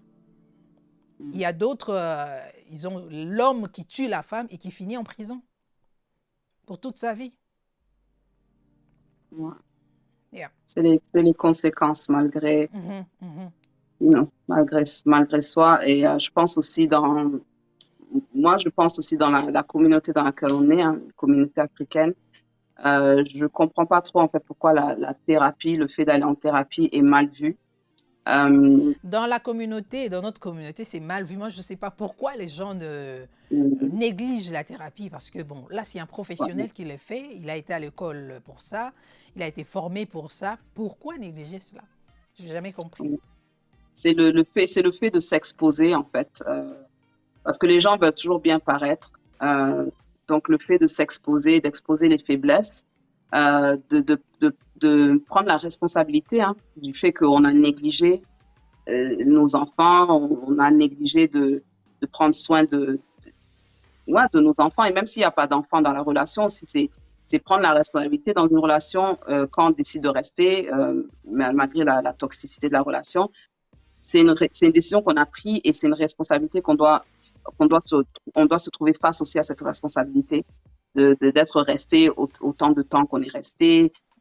Mais la thérapie, justement, aide à comprendre pourquoi on est resté, pourquoi on a jugé bon de rester. Et si on ne fait pas ce travail-là, on va se retrouver avec une autre personne qui ressemble, qui est complètement différente de notre ex. Donc, peut-être l'ex était noir, le nouveau partenaire est chinois, on dira. Mais on va se retrouver avec les mêmes comportements. Parce que si on n'adresse pas la source du problème, on va se retrouver avec le même problème, la même équation, mais superposée différemment, en fait. Superposée différemment, mais c'est la même équation. C'est la même équation. Le résultat deviendra le même. Donc, si on ne fait pas ce travail-là de thérapie, soit que ce soit nous-mêmes ou les enfants, on risque de reproduire, en fait, au final, la maman va se retrouver avec un autre partenaire qui va être violent, les enfants vont se retrouver avec un beau-père qui est violent. En fait, le cycle va continuer, sans savoir le pourquoi du comment, alors que la thérapie, justement, adresse le pourquoi. Ouais. Vous aide à comprendre les pourquoi Voilà. et puis à répondre aussi à toutes vos questions, parce que vous avez beaucoup de questions dans la tête, vous vous posez des questions et puis vous vous sentez même coupable. Vous sentez coupable, pourquoi j'ai fait ça, pourquoi je suis restée, pourquoi ça n'arrive qu'à moi, pourquoi. Il y a tellement beaucoup de pourquoi dans la tête. Alors la thérapie aussi vous aide à comprendre tous ces pourquoi, à trouver des réponses et même aussi à comprendre vous-même pourquoi vous êtes comporté de la sorte. Et puis aussi, ça vous donne aussi des atouts à savoir comment dénicher, comment détecter les personnes toxiques ou des relations toxiques. Parce que si vous ne savez pas que ça a été une relation toxique, vous risquez de recommencer, comme tu l'as dit, de recommencer la même chose. Ça va bien commencer parce que ces gens des personnes, au début, ils sont bien, ils sont galants, ils sont cool. Et puis, c'est seulement après, si vous n'aviez pas fait attention au feu rouge, alors vous allez revivre la même situation.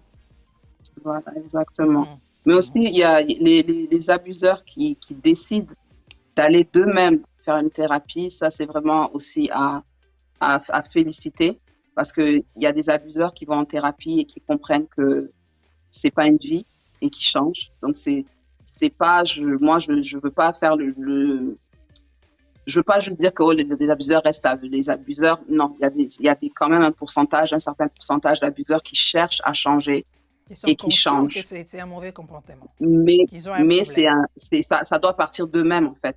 Parce que la dernière fois, on a parlé de quand mon ex est parti au anger management, c'était pas de lui-même. C'est le tribunal qui lui a imposé de faire ce cours-là. Donc, forcément, pour lui, il va faire le cours parce que justement, il veut échapper à la prison. Donc, il va faire le cours, mais il n'a pas il n'a pas ce désir déjà de changer et il ne voit pas qu'il a un problème. Donc ça, c'est un abuseur qui va continuer d'abuser parce que justement, il ne voit pas qu'il a un problème.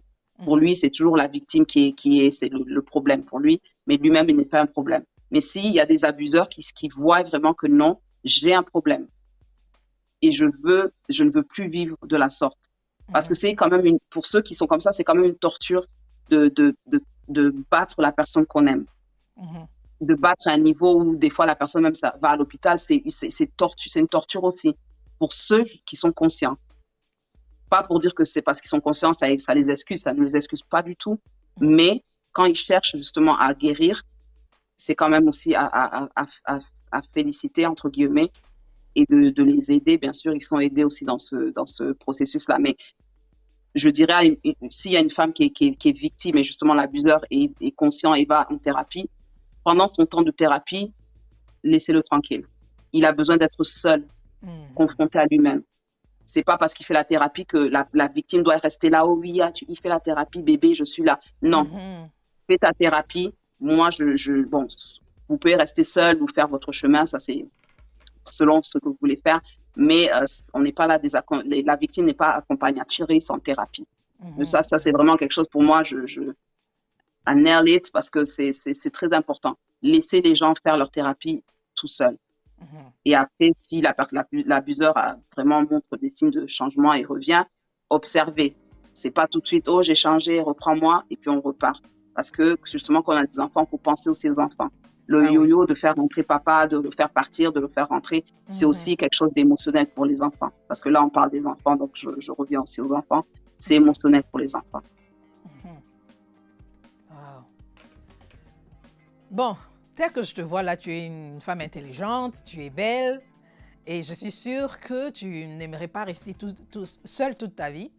Donc aujourd'hui, s'il y a quelqu'un qui venait se présenter disant que voilà, j'aimerais quand même, je suis en train de penser, j'ai des bonnes idées pour toi, quels sont tes critères? Une personne qui veut vraiment une relation sérieuse, qui veut t'épouser, pas juste une relation comme ça. Alors pour moi, le critère numéro 1 qui est écrit en grand vraiment dans ma liste, c'est une personne qui craint Dieu. Je veux pas un chrétien par appellation, un chrétien qui pratique et qui a la crainte de Dieu. Parce que quand quelqu'un a la crainte de Dieu, on sait déjà qu'il va marcher selon des principes de Dieu. Et que pour moi, ce sera un bon modèle pour mes enfants. Et pour moi, non, ce sera plus facile pour moi de me comment on dit en français, de me soumettre à quelqu'un qui a la crainte de Dieu et qui marche selon les principes de Dieu. Après, mais les critères que j'ai, c'est pas forcément... Là, tu as raison parce que je ris déjà, c'est ce que je suis en train de penser là. Parce que quand on dit seulement à quelqu'un qui est chrétien, qui va à l'église, ben on entend maintenant beaucoup de choses à l'église. Il y a beaucoup de choses qui se passent au milieu de chrétiens. Donc, il faut vraiment faire attention. Il faut vraiment faire attention. Donc, quelqu'un ne vienne pas seulement avec l'étiquette. Je suis frère, je modère, non, je chante. On regarde l'arbre, mais on regarde aussi le fruit de l'arbre. Parce qu'il y a des arbres qui ne portent pas de fruits. On peut appeler ça un pommier, mais le pommier, ça fait 2 ans qu'il n'a pas sorti de pommes. Il est pas utile, en fait. Il n'est pas utile. C'est comme, bon, je repars à la Bible, c'est l'olivier qui n'a produit, c'est le figuier, bref. Et après, bref, bon, l'histoire du figuier avec Jésus. Donc, pour moi, c'est vraiment le fruit. J'observe, là, je suis devenue assez observatrice. Donc, je suis donc, depuis ma relation avec mon ex, j'ai été célibataire. J'ai côtoyé quelqu'un récemment, mais bon, ça n'est pas allé dans la lignée que je voulais ou qu'il voulait. Mais j'ai pris ce temps vraiment d'observation parce que j'ai vu qu'avec mon ex, j'ai pas pris un temps d'observation. On s'est mis ensemble, boum, boum, boum. C'était vraiment très, très rapide. Donc là, je me dis, j'observe. Donc, comme j'ai dit, il y a les fruits.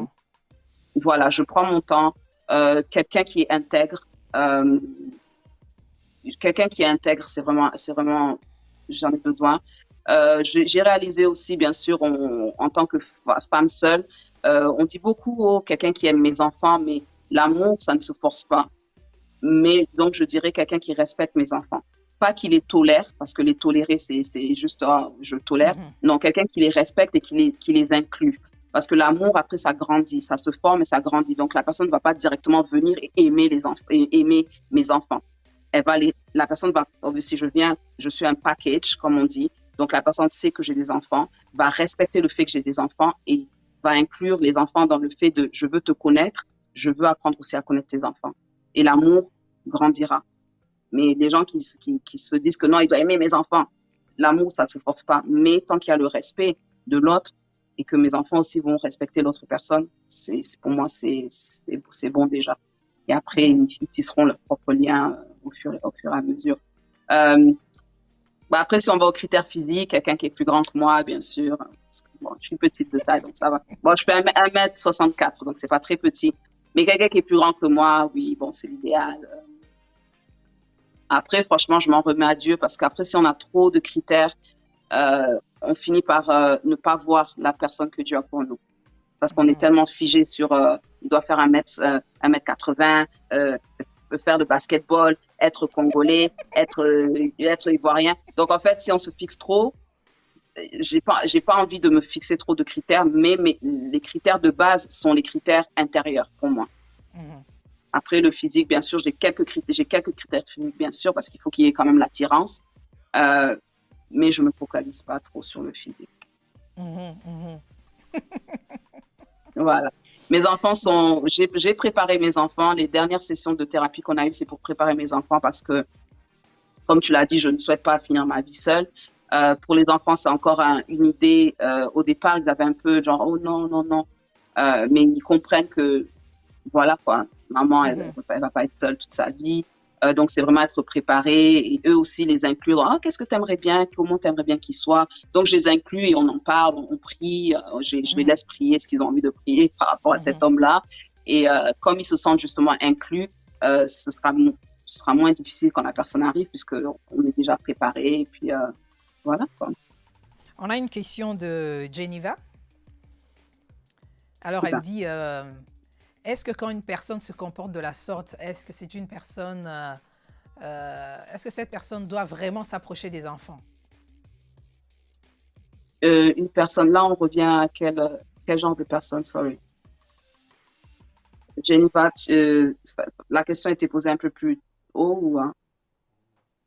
Geneva, est-ce que tu peux nous préciser? On a perdu un peu le fil des Le idées. fil de... Yeah. Geneva, précise-nous un peu ta question pour bien comprendre.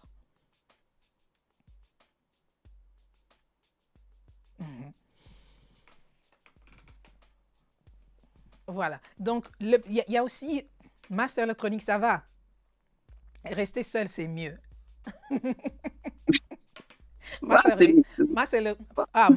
Master électronique veut que tu restes seul. Manten dit rester seul. Ah, Manten est en train de rire de cette idée-là. Pourquoi? Peut-être qu'il a peur pour vous que vous puissiez rencontrer encore la même personne. C'est sûr. C'est mieux d'être seul que mal accompagné, mais je pense, on a été créé pour la communauté, pour ne pas être seul. Donc, être seul pendant un temps, oui, hein, parce que c'est nécessaire, mais être seul pour toute une vie, je pense pas que j'ai le don du célibat, donc non, merci. Jennifer a précisé une personne violente. Après, tu as tagué l'autre question. Pardon, je prends mon ordinateur juste pour lire la question. Est-ce que quand une personne se comporte une personne violente se comporte de la sorte, est-ce que cette personne est vraiment, doit vraiment s'approcher des enfants? Non, parce que la personne peut être violente avec vous et pas avec les enfants, mais les enfants subissent. Les enfants en voyant, ou même des fois les enfants n'ont pas besoin de voir, ils écoutent et ils savent ce qui se passe. L'imagination les amène. L'imagination les amène à imaginer ce qui se passe en fait. Donc non, c'est pas non. Pour celles qui ont la force, hein, parce que je suis restée dans ma relation pendant 6 ans, donc c'est pas une relation de 1 mois, 2 mois. Hein, je suis restée dans ma relation 6 ans. Tu as été patiente. Oui, voilà, oui, j'aurais pu partir, j'aurais dû partir bien avant, dès les premiers coups, j'aurais dû partir. Mais comme j'ai dit, hein, dans l'épisode qu'on a eu à faire avant, c'est le manque de confiance en soi. C'est vraiment, il y avait beaucoup de choses qui m'ont amené à rester, à penser que c'était le mieux pour moi. Donc, voilà. Mais c'est pas, non, pour les enfants, c'est vraiment. Alors, ce qu'on a remarqué, ce qu'on a remarqué, c'est que beaucoup de femmes seules, hein, des mamans solo, ont l'habitude de faire confiance rapidement à un homme lorsque cet homme aime les enfants. Mm. Donc, l'homme vient, il dit, ah, tu as des beaux enfants. Il vient tout le temps, il est tout le temps avec les enfants, il leur fait des blagues, il joue avec les enfants. Et directement, vous vous dites que voilà, c'est l'homme idéal. Puisqu'il aime les enfants, donc c'est bon. C'est le bon partenaire. Ouais, Pourquoi c'est cela? pour ça que c'est pour ça que je disais dans les critères, dire que il faut que ce soit un homme qui aime mes enfants,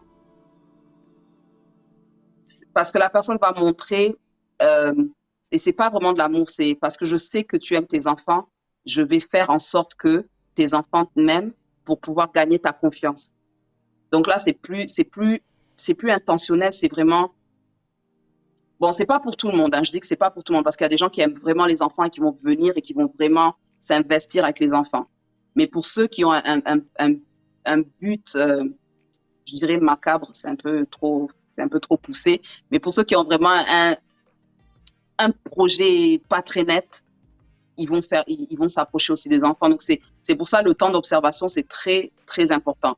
Parce que quelqu'un qui n'a pas un projet sincère, il pourra pas continuer à faire ça pendant des mois et des mois. Alors qu'une personne sincère va continuer en fait dans la lancée. Mais une personne qui est pas sincère, elle va faire ça un peu, après ça va être un peu too much. Ça va être trop pour elle. De continuer avec cette étiquette-là du bon petit copain. Donc, je sais pas. C'est pour ça le temps d'observation, c'est important. C'est très important. Et moi, personnellement, bon, la personne avec qui j'avais commencé à date un peu l'année dernière et l'année d'avant, parce qu'on se connaît par rapport à l'église, c'est différent parce que la personne sait que j'ai des enfants, donc forcément mes enfants l'ont déjà vu. Mais si c'était quelqu'un que j'ai rencontré dans la rue, tu vas pas rencontrer mes enfants aujourd'hui, hein. Ça va prendre du temps. Ça va prendre du temps. Donc moi, je suis très protectrice de ça. Il faut du temps avant de rencontrer mes enfants. Je vais parler de mes enfants parce que c'est pas un secret, mais je vais pas directement, voilà. Et puis on le voit avec la personne. Si je mentionne que j'ai des enfants, mais que dans nos conversations tu ne demandes pas comment vont mes enfants, pas forcément demander l'école, hein, mais juste comment vont ces enfants. Il y a des gens, tu leur dis tu as des enfants, dans toutes les conversations qu'ils vont faire avec toi, par exemple, ils vont jamais te demander comment vont tes enfants. Donc ça, pour moi, c'est un peu, tu t'intéresses à ma vie, mes enfants font partie de ma vie. Donc, tu me demandes comment ça se passe au travail, merci, mais j'ai aussi une vie outside of work et mes enfants en font partie. Donc, tu aimerais que la personne puisse aussi s'intéresser à tes enfants. Oui, voilà. Et si c'est une personne qui n'a jamais eu d'enfant, donc il ne sait pas comment ça se passe avec les enfants, il ne sait rien du tout, et la personne qui l'intéresse, c'est juste toi. Ah non, ça c'est bizarre. Ça c'est très bizarre. Si j'ai des enfants et tu t'intéresses qu'à moi, je trouverais ça un peu bizarre. Parce qu'après, une fois qu'on est marié, en fait, comment est-ce qu'on va faire? Donc, je sais pas. Enfin, c'est pour moi personnellement. Après, je sais, d'autres femmes peuvent en disconvenir de ce que je suis en train de dire, mais je trouve ça très bizarre. Si j'ai enfin moi, peut-être parce que c'est moi. Parce que si toi, Dalia, tu me dis, tu as un chat, pas que je vais demander des nouvelles de ton chat tous les jours, mais il y aura au passage, comment va Kiki? Bon, si le chat il s'appelle Kiki. Comment va ton chat? Tu vois, that's it. Parce que c'est l'intérêt que je montre à ta vie en général. Je m'intéresse pas. Bon, c'est vrai que le chat, l'exemple du chat, c'est un peu poussé, mais bon, tu vois, c'est un peu. Je sais pas. Enfin, je sais pas comment certains vivent, hein, mais tu vois, toi et moi, on a eu à parler de certaines choses. Et quand je te parle, je te demande comment va la famille. Parce que ça fait partie de ta vie et je m'intéresse, pas d'une manière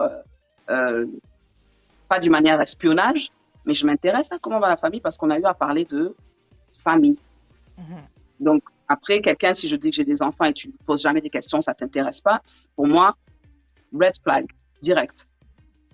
Même s'il a tous les critères que toi, tu viens de me dire. Même s'il a les critères, ou bien je lui demanderai, ou bien s'il a tous les critères, j'irai même lui demander, mais ça fait 3 mois qu'on se parle, tu n'as jamais demandé même le prénom de mes enfants. Tu vois, parce que déjà, j'ai des enfants, et la personne, ok, tu as des enfants, elle ne te demande pas comment s'appellent tes enfants, quel âge ils ont, pour moi, c'est bizarre.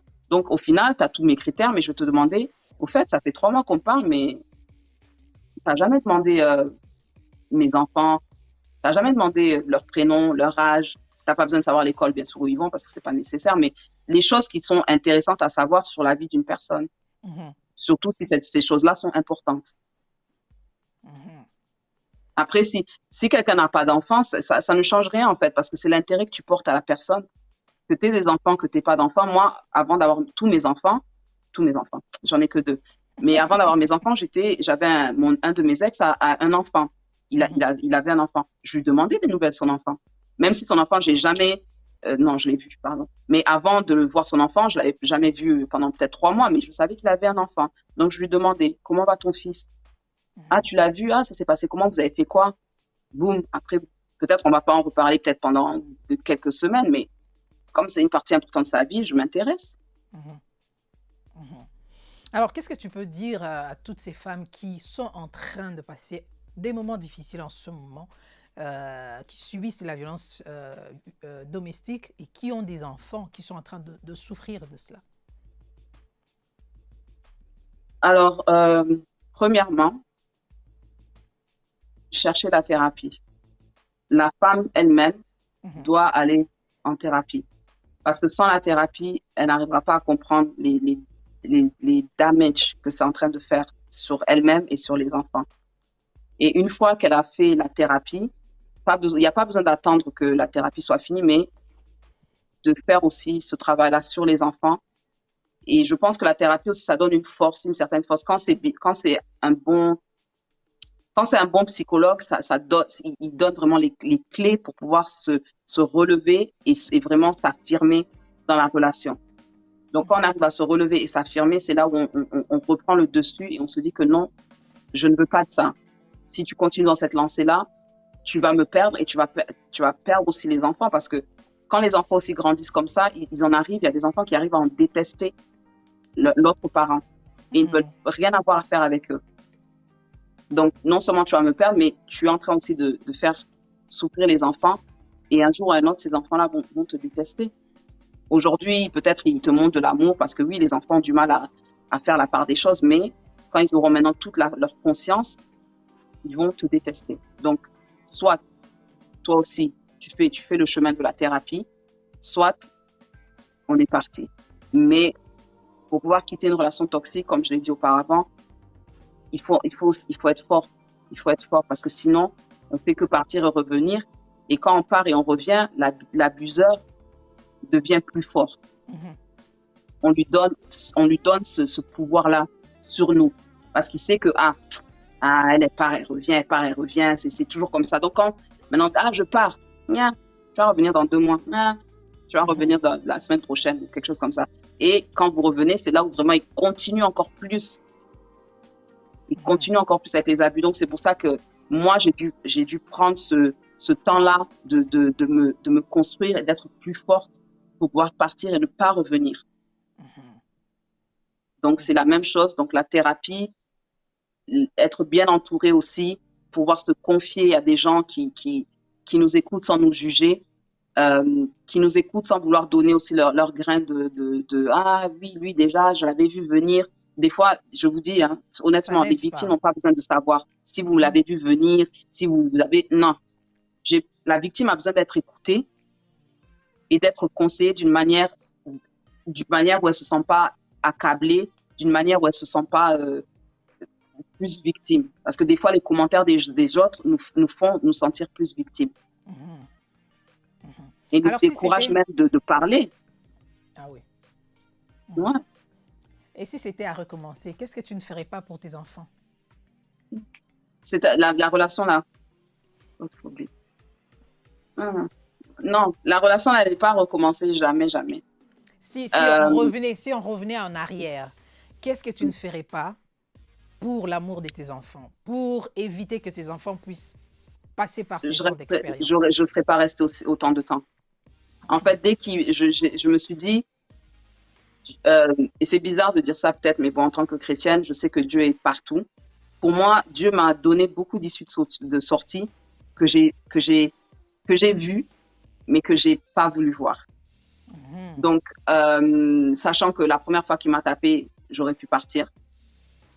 Euh, quand j'étais enceinte et j'ai eu une fausse couche et que après la fausse couche, normalement, un partenaire normal serait resté, aurait pris soin de vous. Bon, il a pris soin quand j'étais à l'hôpital, mais après, quand je suis sortie, c'était redevenu la même et il a voyagé.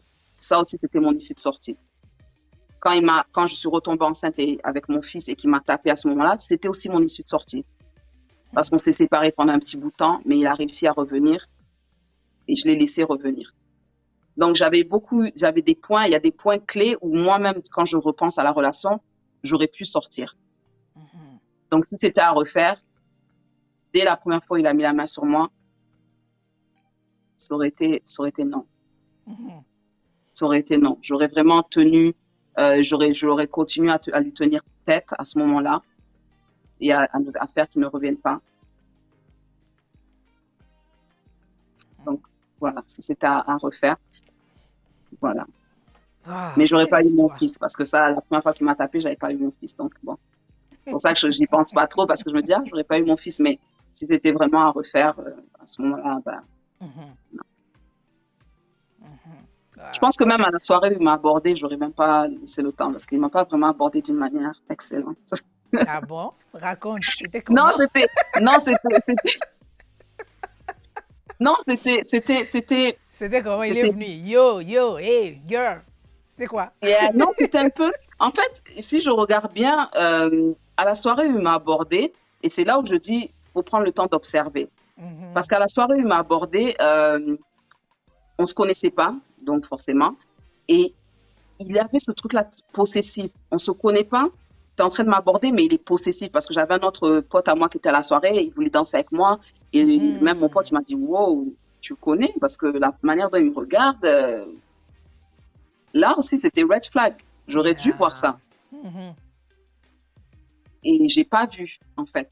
Et même mon pote, il m'avait dit, mais comment comment il est, même quand je te regarde, même quand on dansait, parce qu'au final, j'ai fini par danser avec mon pote, il a dit, mais comment il est en train de regarder, c'est bizarre et tout. Et moi, je me suis dit, on trouve ça mignon, tu vois, il me veut, tu vois, mais red flag. Parce que déjà, on se connaît pas, mais tu es déjà possessif envers moi.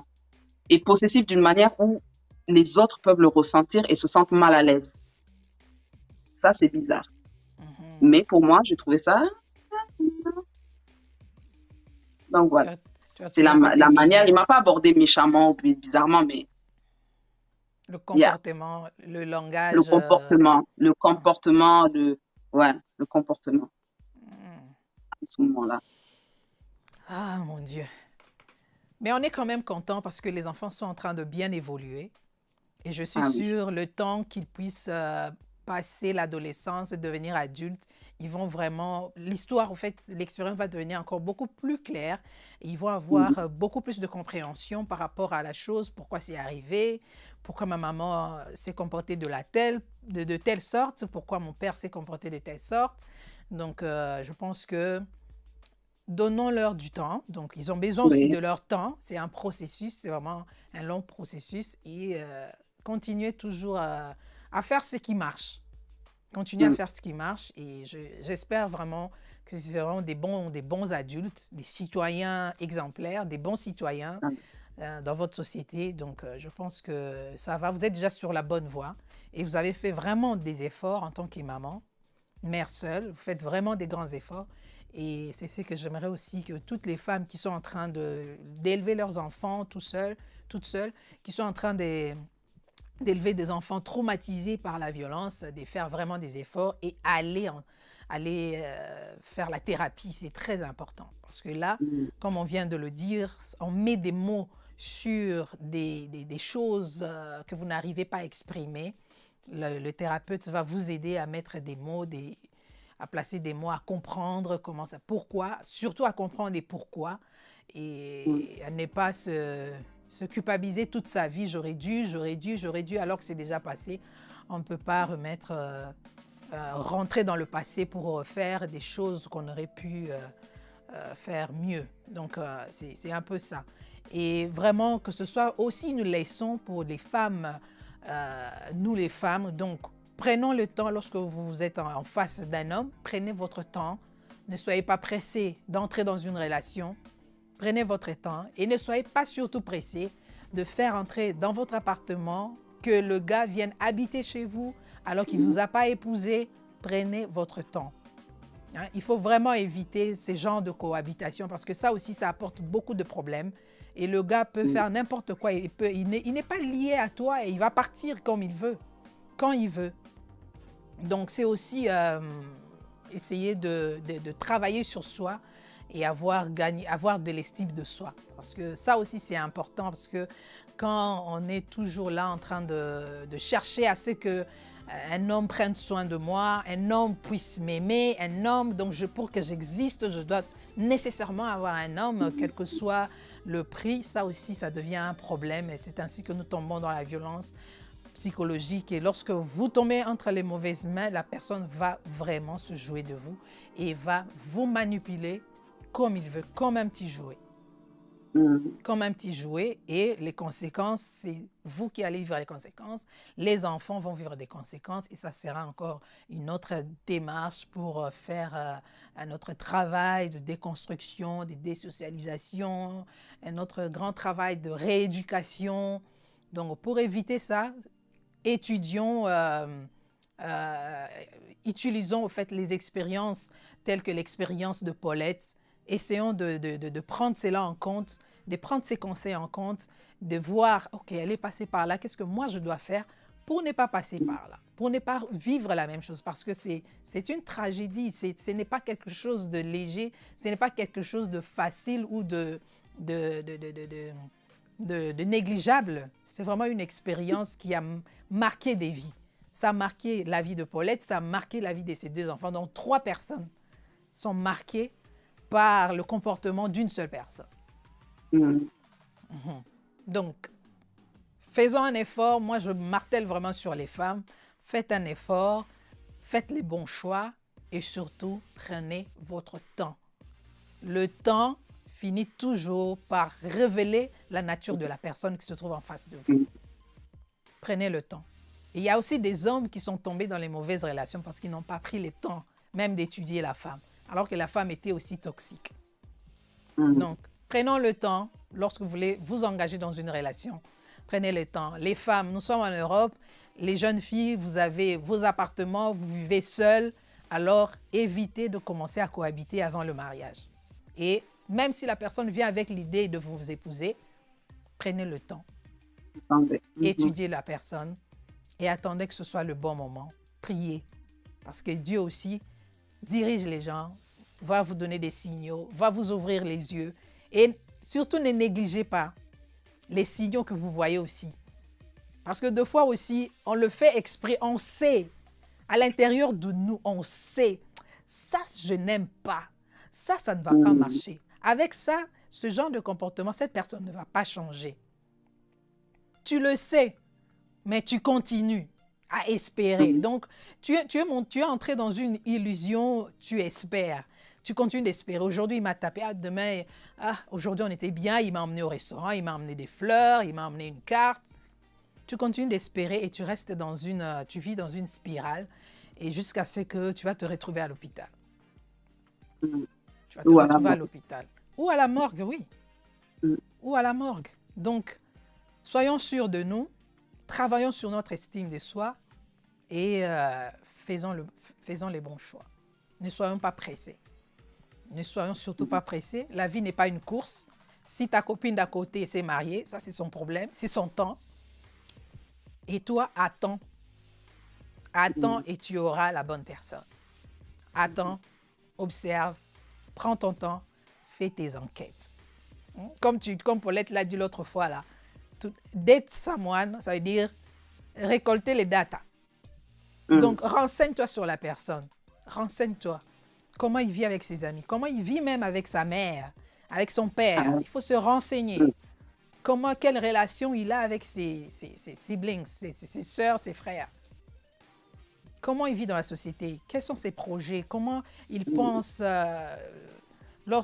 comment il pense de l'image d'une femme. Pour elle, c'est quoi une femme? Donc, il y a des gens qui vont vous dire, pour moi, une femme, c'est celle qui est à la cuisine. C'est celle qui est à la cuisine et qui vient m'aider quand j'ai besoin de quelque chose dans la chambre, c'est tout. Ça s'arrête là. Donc, pour lui, une femme, ce n'est pas quelqu'un qui est un être humain à part entière, qui a des rêves, qui a des objectifs, qui peut aussi être une femme professionnelle, qui travaille, qui a une carrière. Donc, il y a des gens qui pensent comme ça. Donc, déjà, dans des conversations, vous pouvez déjà déceler quel genre de personnes se trouvent en face de moi. C'est quel genre de personne. Soyons sages et nous allons éviter beaucoup de dégâts. Nous allons éviter de faire souffrir nos enfants. Nous allons éviter d'élever des enfants aigris, des adultes aigris, des adultes brisés, des adultes traumatisés. Vraiment, Paulette, courage. Et tu as fait du bon travail et tu as fait le bon choix de faire la thérapie avec tes enfants. Nous voyons, comme tu l'as dit dans le témoignage, il y a un changement. Donc, vous êtes déjà sur la bonne voie et que Dieu vous aide. Continuez comme ça et j'espère que les enfants seront des bons adultes et qui pourront aussi aider d'autres personnes qui se trouveront en face d'eux, leur prodiguer des bons conseils et leur montrer le bon chemin. Voilà. Est-ce que nous avons encore des questions? Merci beaucoup. Massa électronique dit « Une femme est une créature la plus compliquée dans le monde entier. » On n'est pas compliqué. On n'est pas compliqué. Il faut juste prendre le temps de nous étudier et de nous connaître. C'est tout. On a juste besoin d'amour. Quand tu donnes de l'amour à une femme, c'est à ce moment-là qu'elle fleurit, qu'elle s'ouvre et tu vas mieux la connaître. C'est tout. On est simple. Moi, j'ai appris beaucoup avec toi. Merci pour ton partage. C'est un bon témoignage. Ah oui. Il faut apprendre des témoignages des autres. Il faut vraiment apprendre. Geneva dit, oui, nous devons accepter la thérapie. Oui. Il y a beaucoup d'Africains qui ne croient pas que la thérapie peut marcher. Je ne sais pas, peut-être que c'est culturel, I don't know. Non, c'est culturel puisqu'on entend beaucoup de la thérapie, c'est pour les blancs, alors que rien à voir. Et c'est vraiment rien à voir. Oui, rien à voir parce que nous traversons tous les mêmes problèmes, les mêmes situations. Exactement. Il y a la violence chez les blancs, il y a la violence chez les noirs, donc la thérapie, c'est pas que pour les blancs, c'est pour tout le monde. C'est pour tout le monde. Voilà. Est-ce que vous avez mis des j'aime? Est-ce que vous avez mis des j'aime? Likez, j'aimerais voir vos pouces. Likez vraiment. Vous avez oublié de liker, hein? Master électronique. Mountain of Inspiration, est-ce que tu as liké? Geneva. Ticia, est-ce que tu as liké? Vanessa, tu as liké? Hein? Annie. Jessica. Est-ce que vous avez liké? Stevie, je ne te vois plus, tu es là? La milliardaire, est-ce que tu as liké? Liker, ça va nous faire énormément plaisir. Merci beaucoup. Voilà, est-ce que tu as quelque chose, un dernier mot à dire? Je sais qu'il y a beaucoup à dire, mais on doit quand même te libérer. Non, c'est mon dernier mot, ce que j'aimerais dire, c'est vraiment prenons soin de nos enfants parce que les enfants ils sont pas l'avenir de demain, ils sont l'avenir d'aujourd'hui. Donc, quand on prend soin d'eux, on prend soin de ce qu'ils deviennent aujourd'hui et de ce qu'ils seront demain. C'est difficile dans certaines situations, oui, je comprends et j'ai été aussi dans cette situation-là. Mais quand on en sort, faites vraiment la part des choses. Moi, vraiment, je suis quelqu'un, j'insiste beaucoup que les gens fassent la part des choses. Parce que souvent, parce qu'on est victime quand on est dans la situation, mais après, une fois qu'on sort de cette situation-là, moi, je ne me considère pas comme victime, je suis une survivante.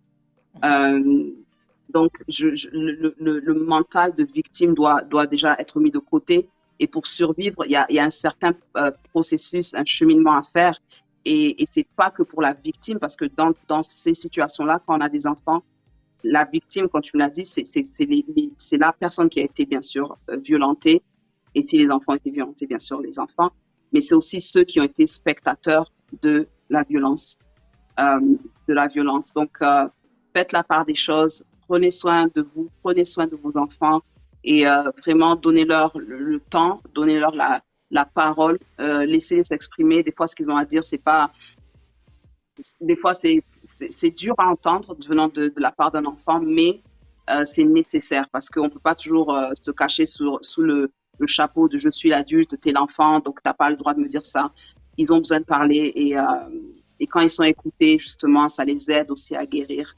Euh, et je parle de la thérapie en connaissance de cause, mais je parle aussi de Dieu en connaissance de cause parce que j'ai aussi mon parcours avec Dieu, dans mon parcours de guérison, Dieu a aussi été inclus et la thérapie a été inclus.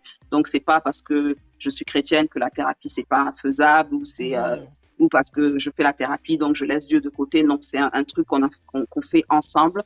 Et, euh, et justement, c'est ça qui peut-être a accéléré mon processus de guérison. Et bien sûr, pour les enfants, la foi, et c'est différent. Ils expérimentent la foi différemment. Donc, ça aussi, bon, ça prend du temps. Donc, voilà, prenez soin des enfants, prenez le temps de guérir, prenez le temps d'étudier ceux qui vous entourent et voilà, laissez Dieu faire le travail, laissez Dieu faire le reste. Et voilà, Et merci. soyez sage. Voilà, ouais, Soyez sage, soyez courageuse et mettez en pratique des conseils qu'on vous donne et puis prenez en compte les expériences des autres. Ça, vraiment, j'insiste. Prenez en ouais. compte les expériences des autres et pour savoir éviter certains dégâts. Voilà.